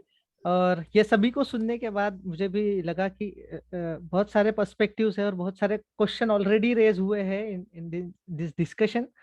और साहिर ने कहा और रुजुल ने भी रुजुल ने जो एक्सप्लेन किया, रेवती ने जो एक्सप्लेन किया, और ये रियलिटी है इंडिया की। तो मुझे लगता है कि सबसे पहले तो ये बात होनी चाहिए, है ना, कि ये हो चल रहा है ना। और जैसे मैंने स्टार्टिंग में बात किया कि हम इतिहास को भूल रहे हैं, है ना, ये क्यों हो रहा है? जब तक हम उसके ओरिजिन में नहीं जाते तब तक हम इसको नहीं सुधार सकते, है ना। तो आई थिंक मुझे लगता है कि पहले we have to revisit the history, क्योंकि स्कूल में क्या प्रोड्यूस हो रहा है, जैसे रुजुल ने भी कहा कि स्कूल में बच्चों को लगता ही नहीं कि ये हमारा स्कूल है। मुझे नहीं लगा कभी, यानी मैं सब्जेक्ट्स पढ़ रहा हूँ, इतिहास पढ़ रहा हूँ, भूगोल पढ़ रहा हूँ, इतिहास में मुझे क्रोनोलॉजिकल हिस्ट्री मिल रही है, ये राजा ने ये किया, उसने ये किया, यहाँ पे किया, और यही मुझे याद करना है। ये मेमोराइजेशन आया कहाँ से? मुझे लगता है ये मेमोराइजेशन हमारे वैदिक काल से आया है, हमारे सनातनी टेक्स्ट से आया है, क्योंकि जो आदमी ज्यादा मंत्र याद कर सकता है वो ब्रिलियंट है, ऐसा हमें पोर्ट्रेट किया गया है हिस्ट्री से, है ना। वही स्कूल में चल रहा है।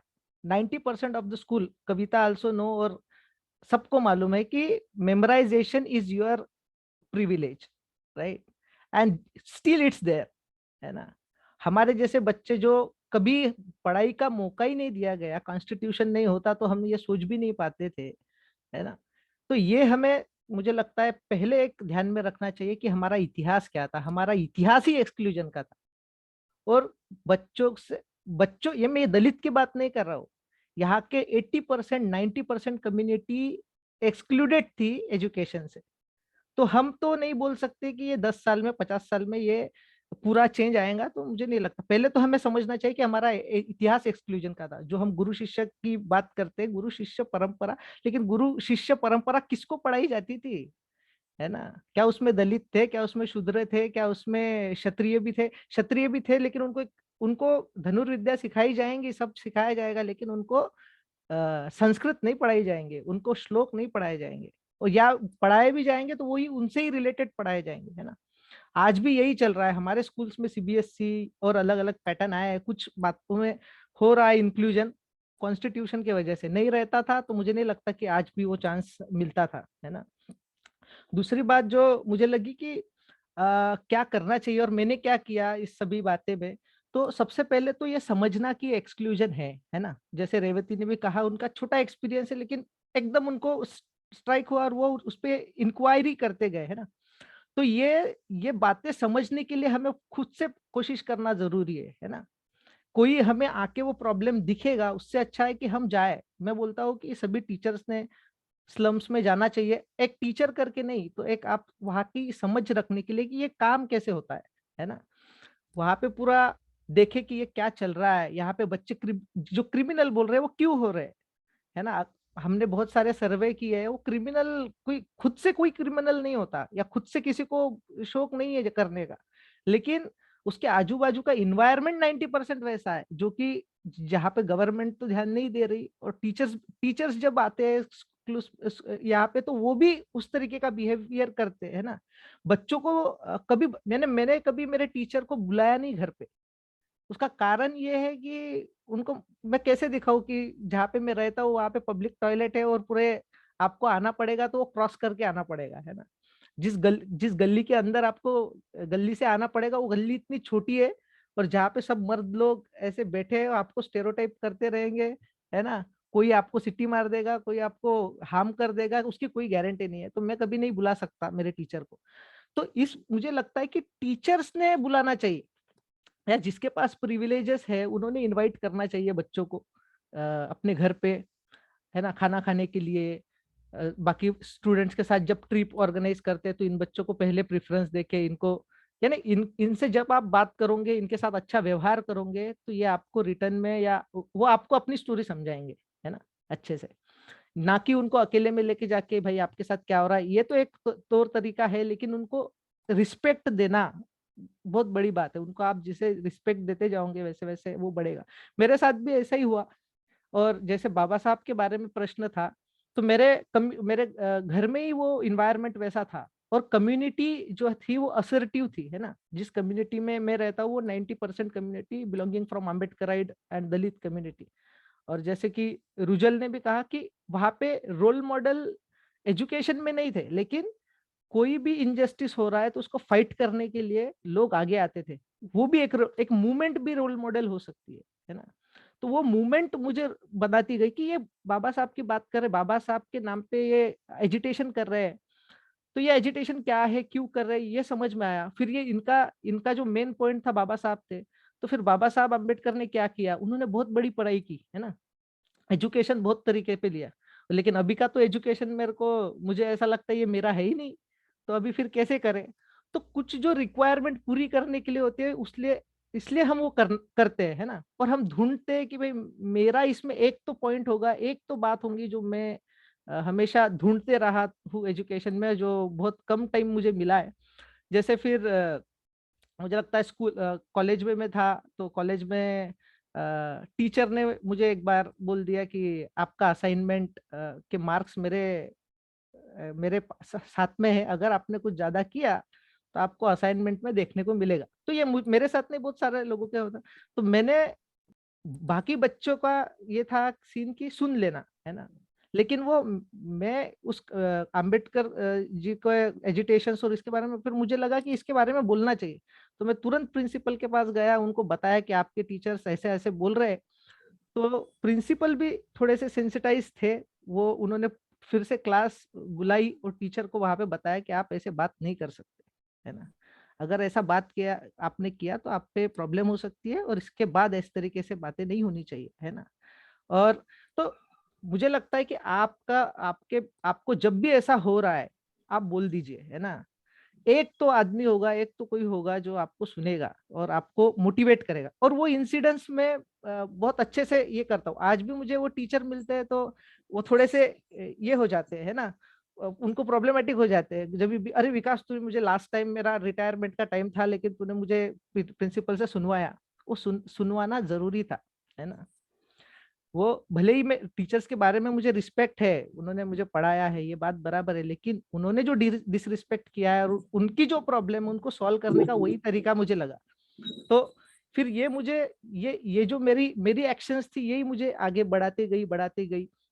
और फिर जैसे यहाँ पे गवर्नमेंट्स का और स्कूल्स का बहुत है कि इन बच्चों को हम एक्स्ट्रा क्या दे सकते हैं ना, कुछ एक्स्ट्रा दे के कुछ इसको कैसे बेनिफिट करा सकते हैं। जैसे मैं टीस की प्रिपरेशन कर रहा था और टीस की मैं एग्जाम देने गया, तो पहले बार मैं एग्जाम इसलिए देने गया क्योंकि वहां पे जाने आने का खर्चा और वहां पे खाने का खर्चा देते थे, है ना। तो टाटा इंस्टीट्यूट, मुझे एक किसी दोस्त ने बताया कि टाटा इंस्टीट्यूट में बहुत अच्छी पढ़ाई होती है, वहां पे शिक्षा अच्छी मिलती है, आप मुंबई में जाओ। और मुंबई कभी देखा नहीं, और परीक्षा देने के लिए वहां पे जाएंगे तो आपको जाने आने का टिकट मिलेगा और खाने के लिए भी 50 रुपए मिलेंगे, जाने के 50, आने के 50 और 50 रुपए आपको खाने के मिलेंगे, तो ऐसे 150 रुपए मिलेंगे। तो वो 150 रुपए के लिए मैं परीक्षा देने गया, है ना। और वो परीक्षा में पास होके अच्छे नंबर लाके मेरा नंबर टाटा इंस्टीट्यूट में लग गया, है ना। तब मैं ज्यादा अवेयर नहीं था ये पूरे स्ट्रक्चर के बारे में कि तीस का क्या होता है, पैटर्न कैसे, नहीं कुछ समझने की कोशिश करता था। लेकिन फिर उस समय मैं ग्रेजुएशन के 3rd ईयर में था, तो मेरे जिस दोस्त ने मुझे बताया था वो बोले कि ठीक है तेरा नंबर लग गया, अच्छी बात है, लेकिन तुम अभी एडमिशन मत लो, है ना। मैं बोला मैं अभी नंबर लगाऊं, आगे नंबर लगेगा नहीं लगेगा मुझे मालूम नहीं, और आप बोल रहे हो कि एडमिशन नहीं लो। तो बोले कि आपका 3rd ईयर है, फिर से ग्रेजुएशन करना अच्छी बात नहीं है, आप ऐसा करो मास्टर्स के लिए प्रिपरेशन करो। फिर मुझे थोड़ा सा लगा कि अपने को कुछ अभी एफर्ट्स लगाने पड़ेंगे, इस पर सोचना पड़ेगा। लेकिन जो एजुकेशन का ये भी पैटर्न भी था वो इतना एक्सक्लूजन वाला है, क्योंकि परीक्षा सिर्फ इंग्लिश में होंगी, जो कि मैंने कभी पढ़ा नहीं, है ना। वहां पे इंग्लिश में भी, इंग्लिश एग्जाम में भी इंग्लिश होंगी, है ना, यानी पूरी परीक्षा इंग्लिश में ले रहे हैं, वो एक बात। और दूसरा उसमें भी इंग्लिश ग्रामर पूछ रहे हैं, कॉम्प्रिहेंशन पूछ रहे हैं, वो दूसरी बात। लेकिन कैसे तो भी जितने रिसोर्सेस थे, मुझे पता है कि मेरे पास एक लैपटॉप मैंने अरेंज किया था, मैं और ये साथ साथ में मैं काम भी करता था। मेरे पापा को कैंटीन में काम करना, सुबह कैंटीन में जाना, दोपहर को कॉलेज जाना और शाम को फिर पढ़ाई करना, ऐसा सब स्ट्रक्चर रहता था। और इसी इसमें फिर ये जो छोटी छोटी बातें कि इंस्टीट्यूट ने इस तरीके की अरेंजमेंट करना, है ना, बच्चों के लिए, और वो 150 रुपये मुझे खींच के लाई। और उसके बाद भी मुझे फिर सेकेंड टाइम मुझे 150 रुपये मिले, फिर मैं अच्छी पढ़ाई करके फिर मेरा मास्टर्स के लिए भी नंबर लग गया। वहां पे जाके बहुत प्रॉब्लम हुई, इंग्लिश की प्रॉब्लम हुई, इंग्लिश नहीं आती थी। पूरे क्लास, एक भी क्लास में सिंगल वर्ड भी मैंने हिंदी का नहीं सुना। टीचर्स को मालूम है ये बच्चे आए कहाँ से, इनका इंग्लिश का प्रॉब्लम होगा, ये है, लेकिन वो बिहेव ऐसा करेंगे कि वी आर आउट ऑफ क्या बोलते प्लेनेट, है ना। ऐसे ऐसे पढ़ाएंगे, yes the research methodology, the epistemology you need to. अरे मैं ब्लैंक ही रहता था, मुझे लगता था ये क्या पढ़ा रहे हैं यार। मैं कभी एपिस्टेमोलॉजी, कॉस्मोलॉजी, एंथ्रोप ये शब्द भी नहीं सुने, शब्द उच्चारना भी ऐसा, प्रोनाउंसिएशन बहुत दिक्कत होती थी। और एक दो महीने की इसमें जब रिपोर्ट लिखना था तो बहुत ही तकलीफ हुई, और मैंने डिसाइड किया कि अपने को क्विट करना चाहिए, है ना। अपन ये नहीं कर सकते, अपने बस की बात नहीं है इंग्लिश में पूरा पढ़ाई करना। भले ही मुझे ये ऑलरेडी सोशल का नॉलेज है, मैं ऑलरेडी असर्टिव रहा हूँ, ऑलरेडी समाज में काम किया हूँ, लेकिन ये अपने खाते की बात नहीं है ना। लेकिन उस समय फिर एक थॉट आया कि नहीं, मैं जिस तबके से आया हूँ, मैं मेरे बस्ती का ब्रिलियंट बच्चा हूँ, है ना। मुझे सब लोग वहाँ पे रिस्पेक्ट करते हैं, मैंने अच्छा मुझे इस्टेब्लिश किया, और अगर मैं वापस चले गया तो यहाँ पे कभी दूसरा बच्चा नहीं आएगा, है ना। तो ये सोच फिर मुझे वहाँ पे टिका के रखी, और फिर मैंने मेरे ही स्ट्रेंथ को एक टूल बनाया। और मुझे गाने का बहुत अच्छा शौक था, जैसे रुजुल ने भी बात करते हुए कहा कि आर्ट्स बहुत काम में आता है, तो मुझे गाने का शौक था, क्योंकि मैं सोशल वर्क करता था और बस्तियों में लोगों को जमा करने का काम करता था। वो गाने मैंने 30 में गाना शुरू किया, और उससे मेरे दोस्त बने, फिर वो अदर कास्ट के बने, अदर क्लास के बने, अदर लोग बने, फिर वो लोग धीरे धीरे मुझे सपोर्ट करने लगे। और वहाँ पे जो स्टूडेंट ऑर्गेनाइजेशंस थी, उन्होंने अम्बेडकर स्टूडेंट एसोसिएशन, उन्होंने बहुत सारी मदद की, है ना। असाइनमेंट कैसे लिखते हैं, इनकी क्या रिक्वायरमेंट्स है, फिर वो धीरे धीरे मुझे लगा कि ये जरूरी है। तो ये जो सपोर्ट सिस्टम है जो कि आपको मेन स्ट्रीम नहीं दे पाएगा, है ना। तो ये मुझे फिर मेरे बच्चों के बारे में भी लगा। अभी आपके मेरे बस्ती के बच्चे यहाँ पे सब लोग बैठे हैं, आप देख रहे होंगे कि 150 बच्चे एक ही रूम में बैठे हैं, क्योंकि वहां पे दूसरा रूम ही नहीं है। और जहाँ पे बैठे वहां पे मैंने मेरा पढ़ाई किया, क्योंकि जहाँ मैं रहता हूँ वहां पे पढ़ाई करना नामुमकिन जैसा है, क्योंकि रोज झगड़े, रोज दारू से किसी को मारना, चोरी, कहाना का आप सुनेंगे, है ना। तो वहां पे हमने मिशन एजुकेशन के माध्यम से इन बच्चों को इस तरीके से पहले से ही अगर आपने अवेयर किया कि देखो ये आपके साथ हो सकता है ना। और शिक्षा करके देखो, मैं कोलंबिया यूनिवर्सिटी में आया हूँ, आप भी आ सकते हैं, है ना। और उनको वो होप दिखाना, होप के बारे में उनको स्ट्रेंथनिंग करना। वहां के बच्चे आप देखोगे जिम्नास्टिक कभी नहीं पढ़े कहाँ से भी, लेकिन बहुत अच्छा जिम्नास्टिक वो करके दिखाएंगे आपको, क्योंकि वो कल्चर में से सीखे। मेरा भाई, छोटा भाई है, वो रैपर है, कभी किसी से रैप नहीं सीखा, वो कोई स्कूल में नहीं गया, कोई टीचर ने उसको रैपिंग नहीं सिखाया, लेकिन आप उसके रैप देखिए यूट्यूब पे जाके, अभी आपको जो रैप दिखेंगे उससे काफी अलग रैप उसके दिखेंगे, है ना। सो कल्चरल जो है वो, जो आपका स्ट्रेंथनिंग पॉइंट है उसको और ज्यादा मजबूत मुझे लगता है कि वो करना चाहिए, और लोगों को बताना चाहिए और बात करनी चाहिए। Wow. Thanks, Vikas. I think that was amazing. ये जो सब बच्चे सुन रहे हैं, शायद वो प्रश्न पूछेंगे, या फिर कोई और अगर पूछना चाहता है तो चैट पे डालिएगा प्लीज, ताकि ये questions can come in now.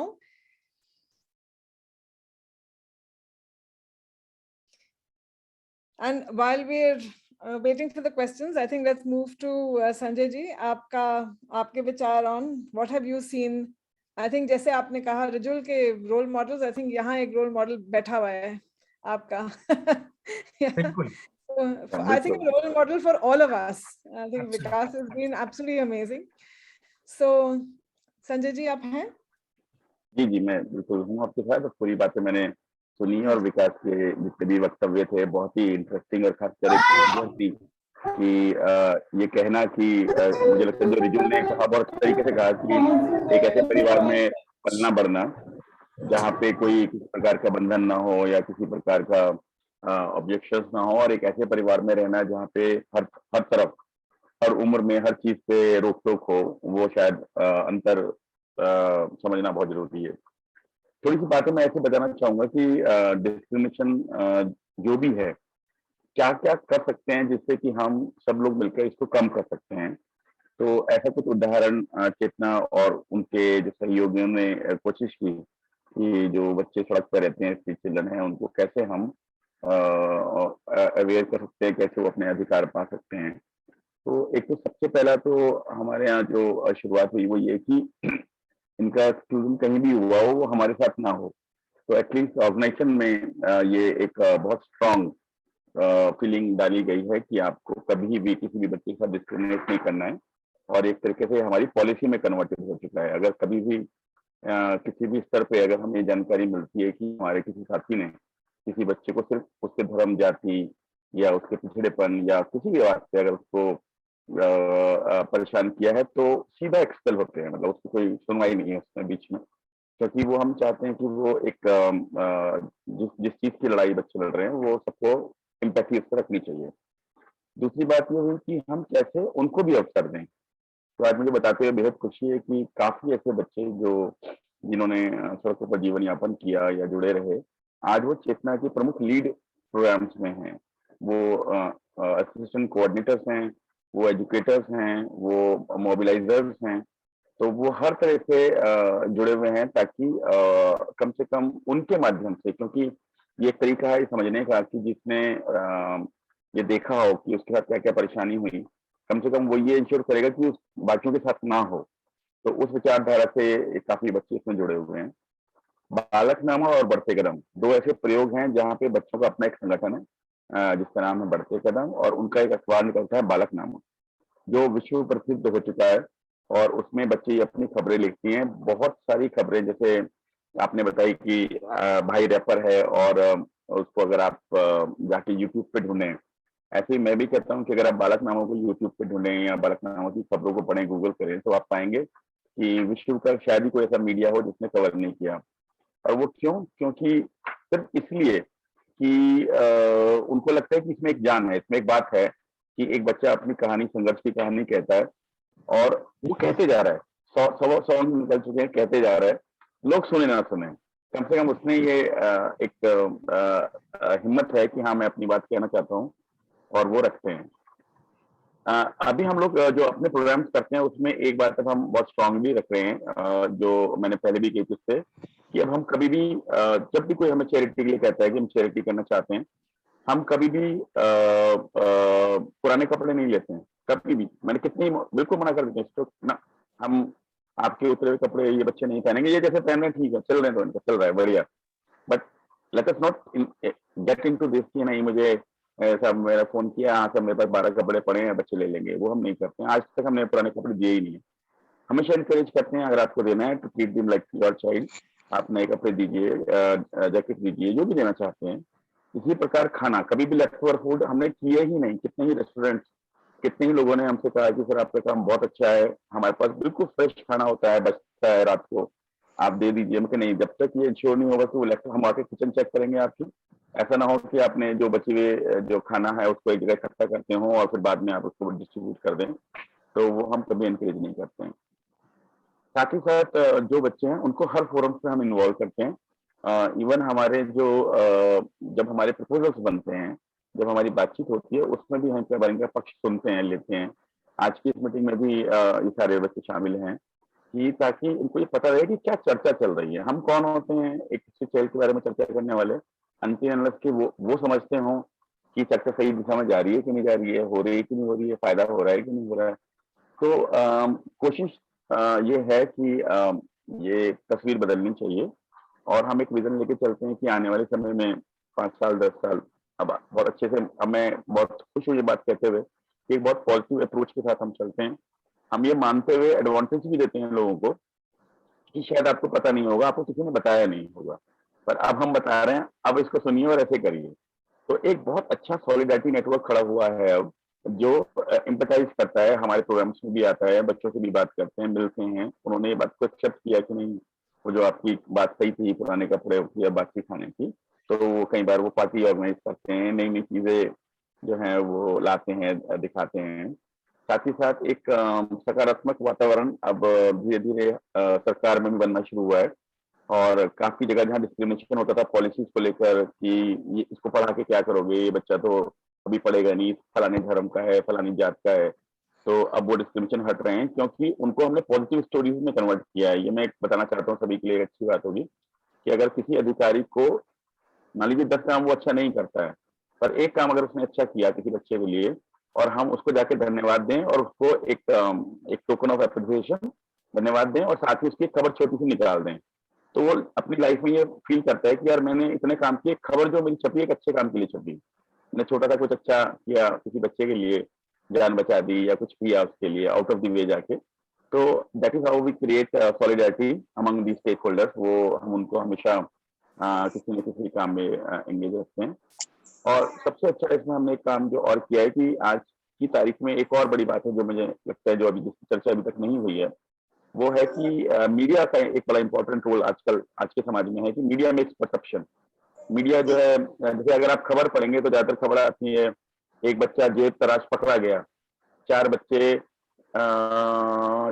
Chain काट कर ले उड़े, इस तरह की खबरें जो है हिंदी मीडिया छापता है। तो उनको समझाया गया कि भाई कम से कम पॉजिटिव स्टोरीज भी लाओ। 2 बच्चों ने बचाई जान, 4 बच्चों ने रखी अपनी बात, ऐसे करके लेटर कम।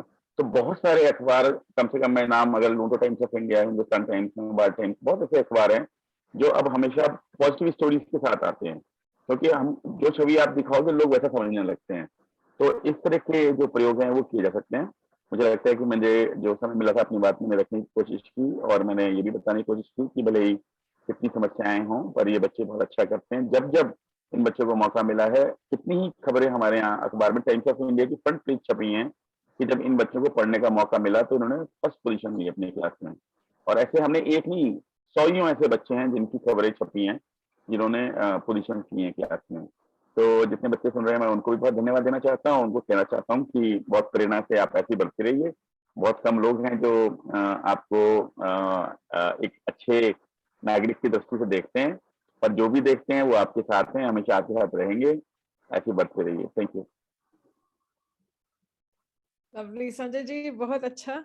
आई थिंक ये जो रोल मॉडल्स की बात है वो ही बढ़ रही है एज अ वे फॉरवर्ड। तो साहिर, आपसे ये पूछूंगी कि आपका रोल मॉडल कौन है, आपके लिए रोल मॉडल कौन है? एंड जो भी प्रश्न पूछना चाहता है संजय के लिए, please put it on the chat. आप चैट पे डाल सकते हैं so that we can ask that question. I know that I'm conscious कि थोड़ा टाइम का शॉर्टेज हो रहा है, so we'll move a little quickly. Yeah. In terms of role models, it can be anyone. No, it can be a teacher. क्योंकि क्या होता है, जब हम बच्चे होते हैं जो हमें बताया जाता है वो हम स्वीकार करते हैं, उस पर ज्यादा सवाल नहीं उठाते। तो यहाँ पे टीचरों का रिस्पॉन्सिबिलिटी, जिम्मेदारी होती है कि वो बाकी बच्चों को बताए कि हर किस्म के लोग होते हैं और हर बच्चा जरूरी है क्लास में, और हर बच्चे के लिए क्लास में जगह है, उसकी एक दुनिया है और उस दुनिया को इज्जत देना जरूरी है। जैसे कि अगर हम यूनिफॉर्म्स की बात करें, जहां हम देखते हैं कि ज्यादातर लड़कियों को स्कर्ट्स पहनाते हैं, लड़कों को पैंट्स पहनाते हैं। जब मैं स्कूल में था हमें भी ऐसा था, मेरे पहले स्कूल में, और ये इस पे किसी बच्चे ने सवाल नहीं उठाया। लेकिन मैंने जब स्कूल शिफ्ट किया, दूसरे स्कूल में गया, वहां पे हम सबको एक ही यूनिफॉर्म पहनाया जाता था। हम सब शर्ट और पैंट पहनते थे, और इससे हम सीखते थे कि बचपन से किसी भी एक कपड़े को जेंडर देने से सारे बच्चों को दिक्कत हो सकती है। लेकिन ये जो सोच है वो बच्चों से तो नहीं आती, क्योंकि हमें जो बताया जाता है वो हम बस एक्सेप्ट करते हैं और उस हिसाब से हम जीते हैं। अब जब हम बड़े होते हैं तो हम सोचते हैं पीछे जाकर कि ये शायद गलत था, हमें नहीं करना था। तो अगर कोई रोल मॉडल बनना है तो वो हमारे टीचर्स हो सकते हैं, हमारे परिवार वाले हो सकते हैं, क्योंकि जब हम छोटे होते हैं तो हम ये सब हमारे पास बहुत सवाल होते हैं, लेकिन हमें मालूम नहीं कि उनके जवाब हम कैसे पाए। और another thing that I thought of when Revati was speaking was that जो सवाल बच्चे उठाते हैं उनके जवाब कभी-कभी मुश्किल होते हैं, लेकिन यहाँ पे जो भी माँ बाप हैं, टीचर हैं, अपने बच्चों से ये जवाब, उन्हें वो जवाब दीजिए, उनसे ये बात कीजिए, क्योंकि अगर आप ये बातें उनसे नहीं कहेंगे तो वो बच्चे, ये मत मानिए कि वो बच्चे ये बातें नहीं करेंगे, वो कहीं और जाके अपने जवाब ढूंढ लेंगे। वो जवाब गलत हो सकते हैं, वो बाकी बच्चों से पूछेंगे, जो बच्चे थोड़े बड़े हैं उनसे पूछेंगे, और वो थोड़ा सा मिस इन्फॉर्मेशन हो सकता है। तो मुश्किल है ये बातें, लेकिन प्लीज कीजिए अपने बच्चों से। अगर किसी बच्चे को पूछना है कोई प्रश्न, वी आर मोस्ट वेलकम। आप अनम्यूट करके भी पूछ सकते हैं, that's not a problem. Thank you Sahir. I think ये जो टीचर का रोल होता है, which is not a parent and not a not a critic, but a very strong sort of influence जो होता है हर एक बच्चे पे। I think that role is so important, and as the first adult who is an outsider, जो अपने परिवार से नहीं है लेकिन बाहर से है, जो बच्चा मिलता है सबसे पहले अपने टीचर्स से, पेरेंट्स के बाद। So I think that is a very big influence जो होता है बच्चों पे, and that's very important. I think Rijul, I would love to hear more about your art-based therapy and what is the impact. Yeah. Sorry, मेरा internet थोड़ा week है, पर मेरी आवाज सबको आ रही है? हाँ, आ रही है। ओके, आई थिंक ये बहुत ही बढ़िया डिस्कशन रही है रोल मॉडल्स के नाम पे। तो मतलब इतने हमको सामने सामने मिल गए हैं, बहुत खुशनसीब महसूस कर रहा हूँ इस वक्त अपने आप को मैं। और मैं तो चाहूंगा कि बिल्कुल हम सब लोग मिलकर ऐसे स्थानों पर जाएं जहां शायद रोल मॉडल्स की कमी है और दायरा खोलें। आई थिंक रेवती ने एक बहुत ही अच्छा पॉइंट उठाया था पहले, उसको मैं कंटिन्यू करना चाहूंगा। और एक्सक्लूजन पर बात अगर वापस लाएं तो सीधी सी बात यह है कि the term exclusion is missing from 66% of our syllabus. बहिष्करण खुद बहिष्कृत है। मेरा my first experience with the term exclusion properly, मतलब ढंग से जब मैंने पढ़ा वो मेरी 11वीं कक्षा की सोशल साइंस में, जब मैंने समाजशास्त्र पढ़ा। मायने क्या है, लिंग के आधार पर कैसे होती है, जाति के आधार पर कैसे होती है। यानी जो बच्चे साइंस और कॉमर्स ले रहे थे शायद उनको ये बात पता लगी ही नहीं होगी जिस तरह से मुझे समझ आई। और उसके बावजूद भी मुझे मशक्कत करनी पड़ी, मुझे अपने आप को ऐसी एक्टिविटीज में एनरोल करना पड़ा। थैंकफुली हमारे स्कूल में ऐसा माहौल था कि बाहर से आए, फिर हम लोगों से मिलना शुरू किया जो अलग तबके के हैं, उनके साथ काम करना शुरू किया। और यहाँ पर कला की बहुत बड़ी बात आती है, जैसे विकास ने भी बोला, कला के साथ काम करना शुरू किया। हमने नाटक बनाए, हमने म्यूजिक बनाया, हमने साथ मिलकर बहुत कुछ किया और तभी वो दूरियां शायद कम हो पाई। और जो संवेदनशीलता आज मुझ में है वो इसी कारणवश है कि मैंने वो दायरा खोला। तो आई थिंक ये बहिष्करण की जो बात है हमें और लोगों तक लेकर जानी पड़ेगी, उसकी पेचीदगियों को लोगों को समझाना पड़ेगा। और इसमें टीचर्स का बहुत बड़ा रोल है, बहुत बड़ा योगदान है। एक तो ये बात, and just to bring it to the boys, क्योंकि हम बड़ी बड़ी बातें कर रहे हैं, शायद वो बच्चों तक पहुंचते में बहुत समय लगता है, स्पेशली वो बच्चे। हमको एजुकेशन का दायरा थोड़ा बढ़ाना पड़ेगा कि जब हम एजुकेशन की बात करते हैं, एक तो औपचारिक एजुकेशन है जिससे वो वंचित हैं, वो हमने पहले ही डिस्कस किया है, पर ऐसी और कौन सी शिक्षा है जिससे वो वंचित हैं। अब हम अपनी बात ले लें, हमारे प्राइवेट स्कूल में ना कितने पर्सनालिटी डेवलपमेंट प्रोग्राम्स होते हैं, हर चीज हमको सिखाई जाती है कि कैसे दुनिया से डील करना है, कॉर्पोरेट ट्रेनिंग, अच्छी तरह से बात करो, लैंग्वेज स्किल्स वगैरह वगैरह, जो हमारे जीवन को बेहतर करने में बहुत काम आती है। अगर आज हम यहाँ पर हैं तो उनकी वजह से भी है, पर ऐसी शिक्षा की प्रणाली बाल सुधार गृह में नहीं है।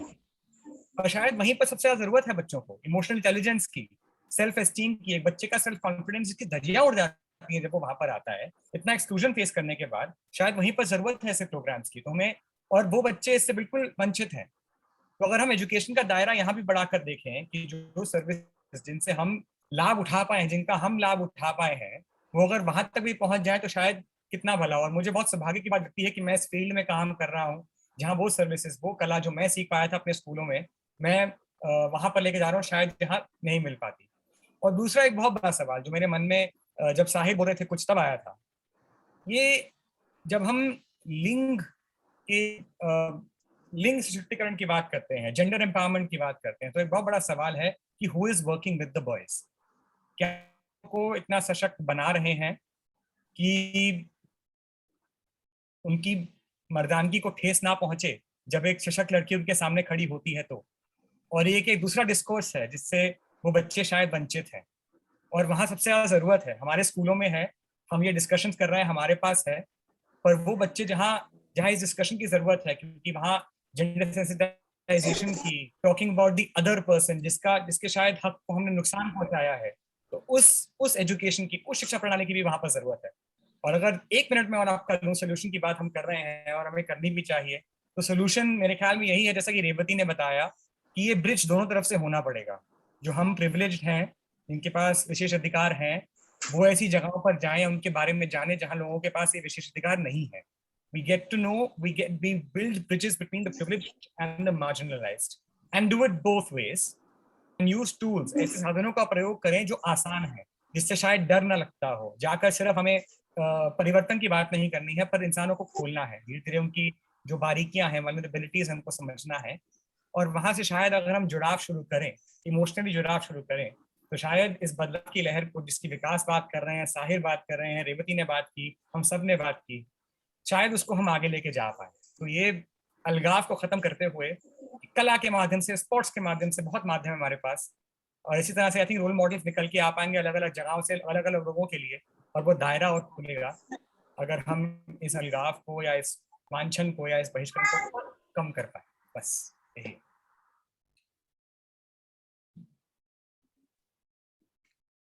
आई थिंक ये एक 30 सेकेंड्स ऑफ साइलेंस होनी चाहिए आपके बाद, बट सिर्फ समझने के लिए सब कुछ। आई थिंक रवि और ज्योति ने दोनों ने हाथ ऊपर किया हुआ है। रवि, आप पहले पूछेंगे।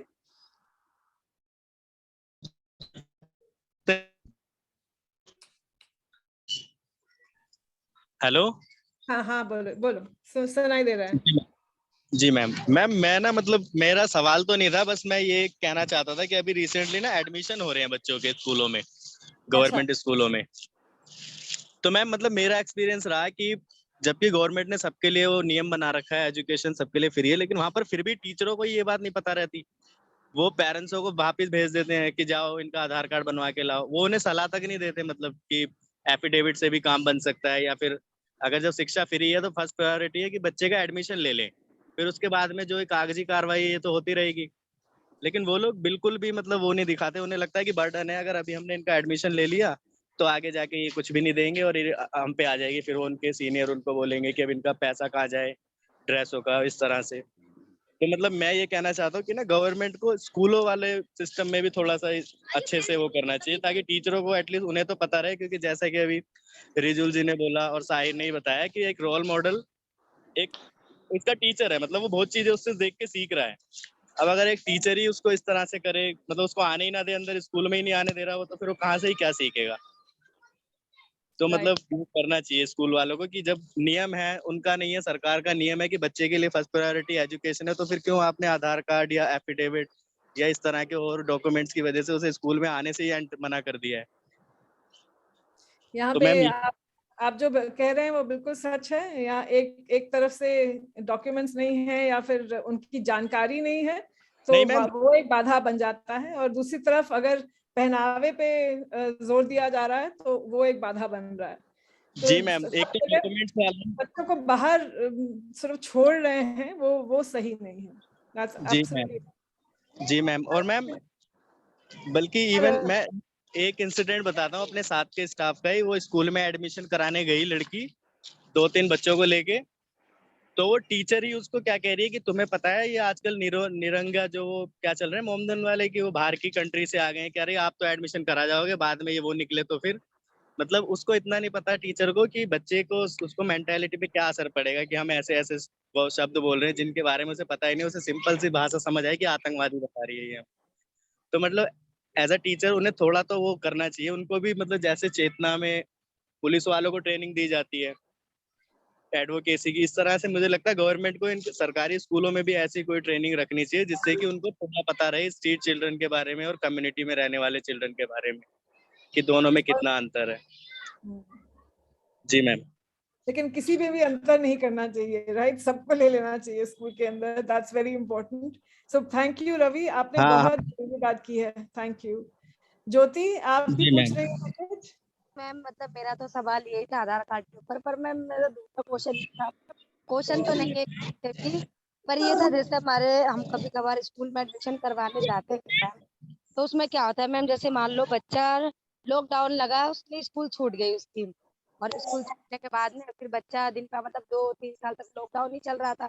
अब बच्चे की उम्र हो गई, तो स्कूलों में फिर जैसे टेस्ट किया जाता है, तो जैसे मतलब बच्चा है 11-12 साल का, फिर उसकी क्लास जो होती है मतलब क्लास के हिसाब से वो बैठ नहीं पाता है वो, तो फिर उनको टीचर कहती है कि इस बच्चों को ऐसे सरकारी में मत डालो, प्राइवेट में डालो। तो मतलब मुझे ये नहीं समझ आता कि जो ये लॉकडाउन लगा है, ये मतलब बच्चों की परेशानी भी लग गई है कि मतलब स्कूल में एडमिशन नहीं हो पा रहा है बच्चों का, हो रहा है तो मतलब इतनी परेशानी झेलनी पड़ रही है कि अब इसकी उम्र बढ़ गई है, इसको कहीं ट्यूशन लगवा दीजिए या घर पे पढ़ा लीजिए, या प्राइवेट स्कूल होते हैं, प्राइवेट स्कूल में तो कोई एज चलता नहीं है, उसमें डाल दीजिए।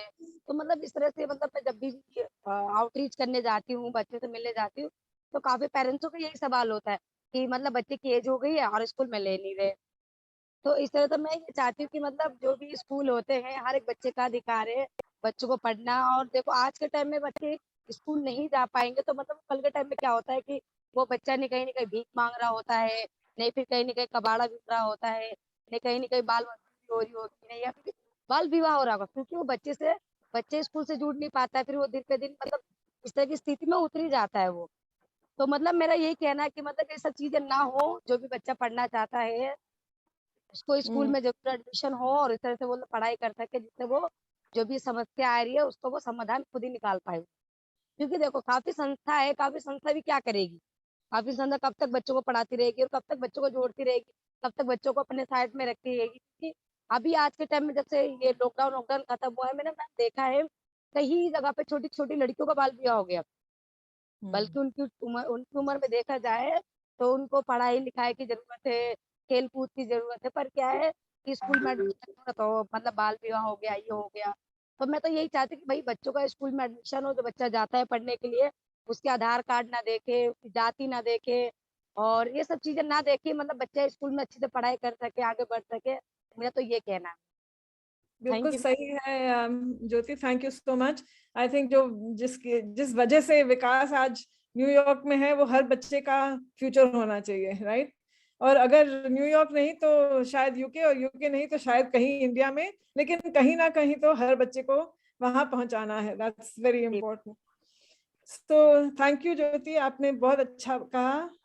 इट वाज रियली इम्पोर्टेंट बताने के लिए कविता जी कि आपने ज्योति और रवि को सुना और दोनों बहुत हम्मत हैं। इन्होंने ये बताया नहीं कि इन्होंने ये सारी जितनी बातें बोली सब इन्होंने खुद देखी हैं। ज्योति ने काफी समय सड़क पर DRN बसेरे में रही, बहुत से काम किए जो बच्ची को उस उम्र में नहीं करने चाहिए, और ऐसे ही रवि ने भी बहुत कठिन जीवन जिया। पर आज अच्छी बात यह कि खुद दोनों रोल मॉडल बन के खड़े हैं, और जब ये बच्चों को इंस्पायर करते हैं तो ज्यादातर बच्चे यही पूछते हैं इसे करने से क्या होगा, तो उसको कहते हैं कि इसे करने से तुम मेरे जैसे बन सकते हो। बिल्कुल बिल्कुल। So Jyoti and thank you so much, and thank you Sanji बताने के लिए कि ये रोल मॉडल्स की ही बात है और वो ही बात कर रहे हैं। And Revathi, I think that brings us back to you. Last word from the person who has been targeted, the teacher in the panel, right? तो आपसे बोला जा रहा है कि भैया टीचर्स कैसे चेंज हो रहे हैं, चेंज हो सकते हैं, उनको कैसे जवाबदारी कैसे हो सकती है उनकी। तो what is your perception? What do you feel? This is बहुत मुश्किल सवाल है आंसर करना, and I don't think I can say anything that has not already been said very well by Sahir or Rijul. But I think just I'd like to sort of end with like one reflection, one thing that I'm thinking about, right? I think we talk a lot about dissolving differences and making sure that we don't look at differences and we treat everybody well. But I think as I've been hearing different people talk, and I'm thinking about how actually it's not about dissolving differences, but sort of accepting differences, to say that everybody is different and it's perfectly okay. Like you want to wear pants, you want to wear skirts, you are a different caste. It's okay. We are all different, and it's not about dissolving it, but actually maybe being proud of our differences, to say that I am different and you are different, and it's perfectly fine as long as we are kind to each other as human beings. It doesn't matter where I come from, what I wear, where I go to after school. None of that matters as long as we are able to accept each other's differences and look beyond that, right? I think so. That's just something that I'm thinking about, of how, because I think till now, I think my message is to messaging to my own children, the children I teach, has been about how we shouldn't see differences, right? Like we should dissolve them. But now I'm thinking actually we should be proud of our differences. We should be proud of who we stand for and who we are, what we stand for and who we are. So yeah, I think that's something that has shifted in me. So just wanted to share that. Yeah. That's nice. ऐसे मैंने पढ़ा था कि अगर हम जानते नहीं हैं कि हम कहाँ से आ रहे हैं तो हम कैसे जानेंगे कि हम कहाँ जा रहे हैं.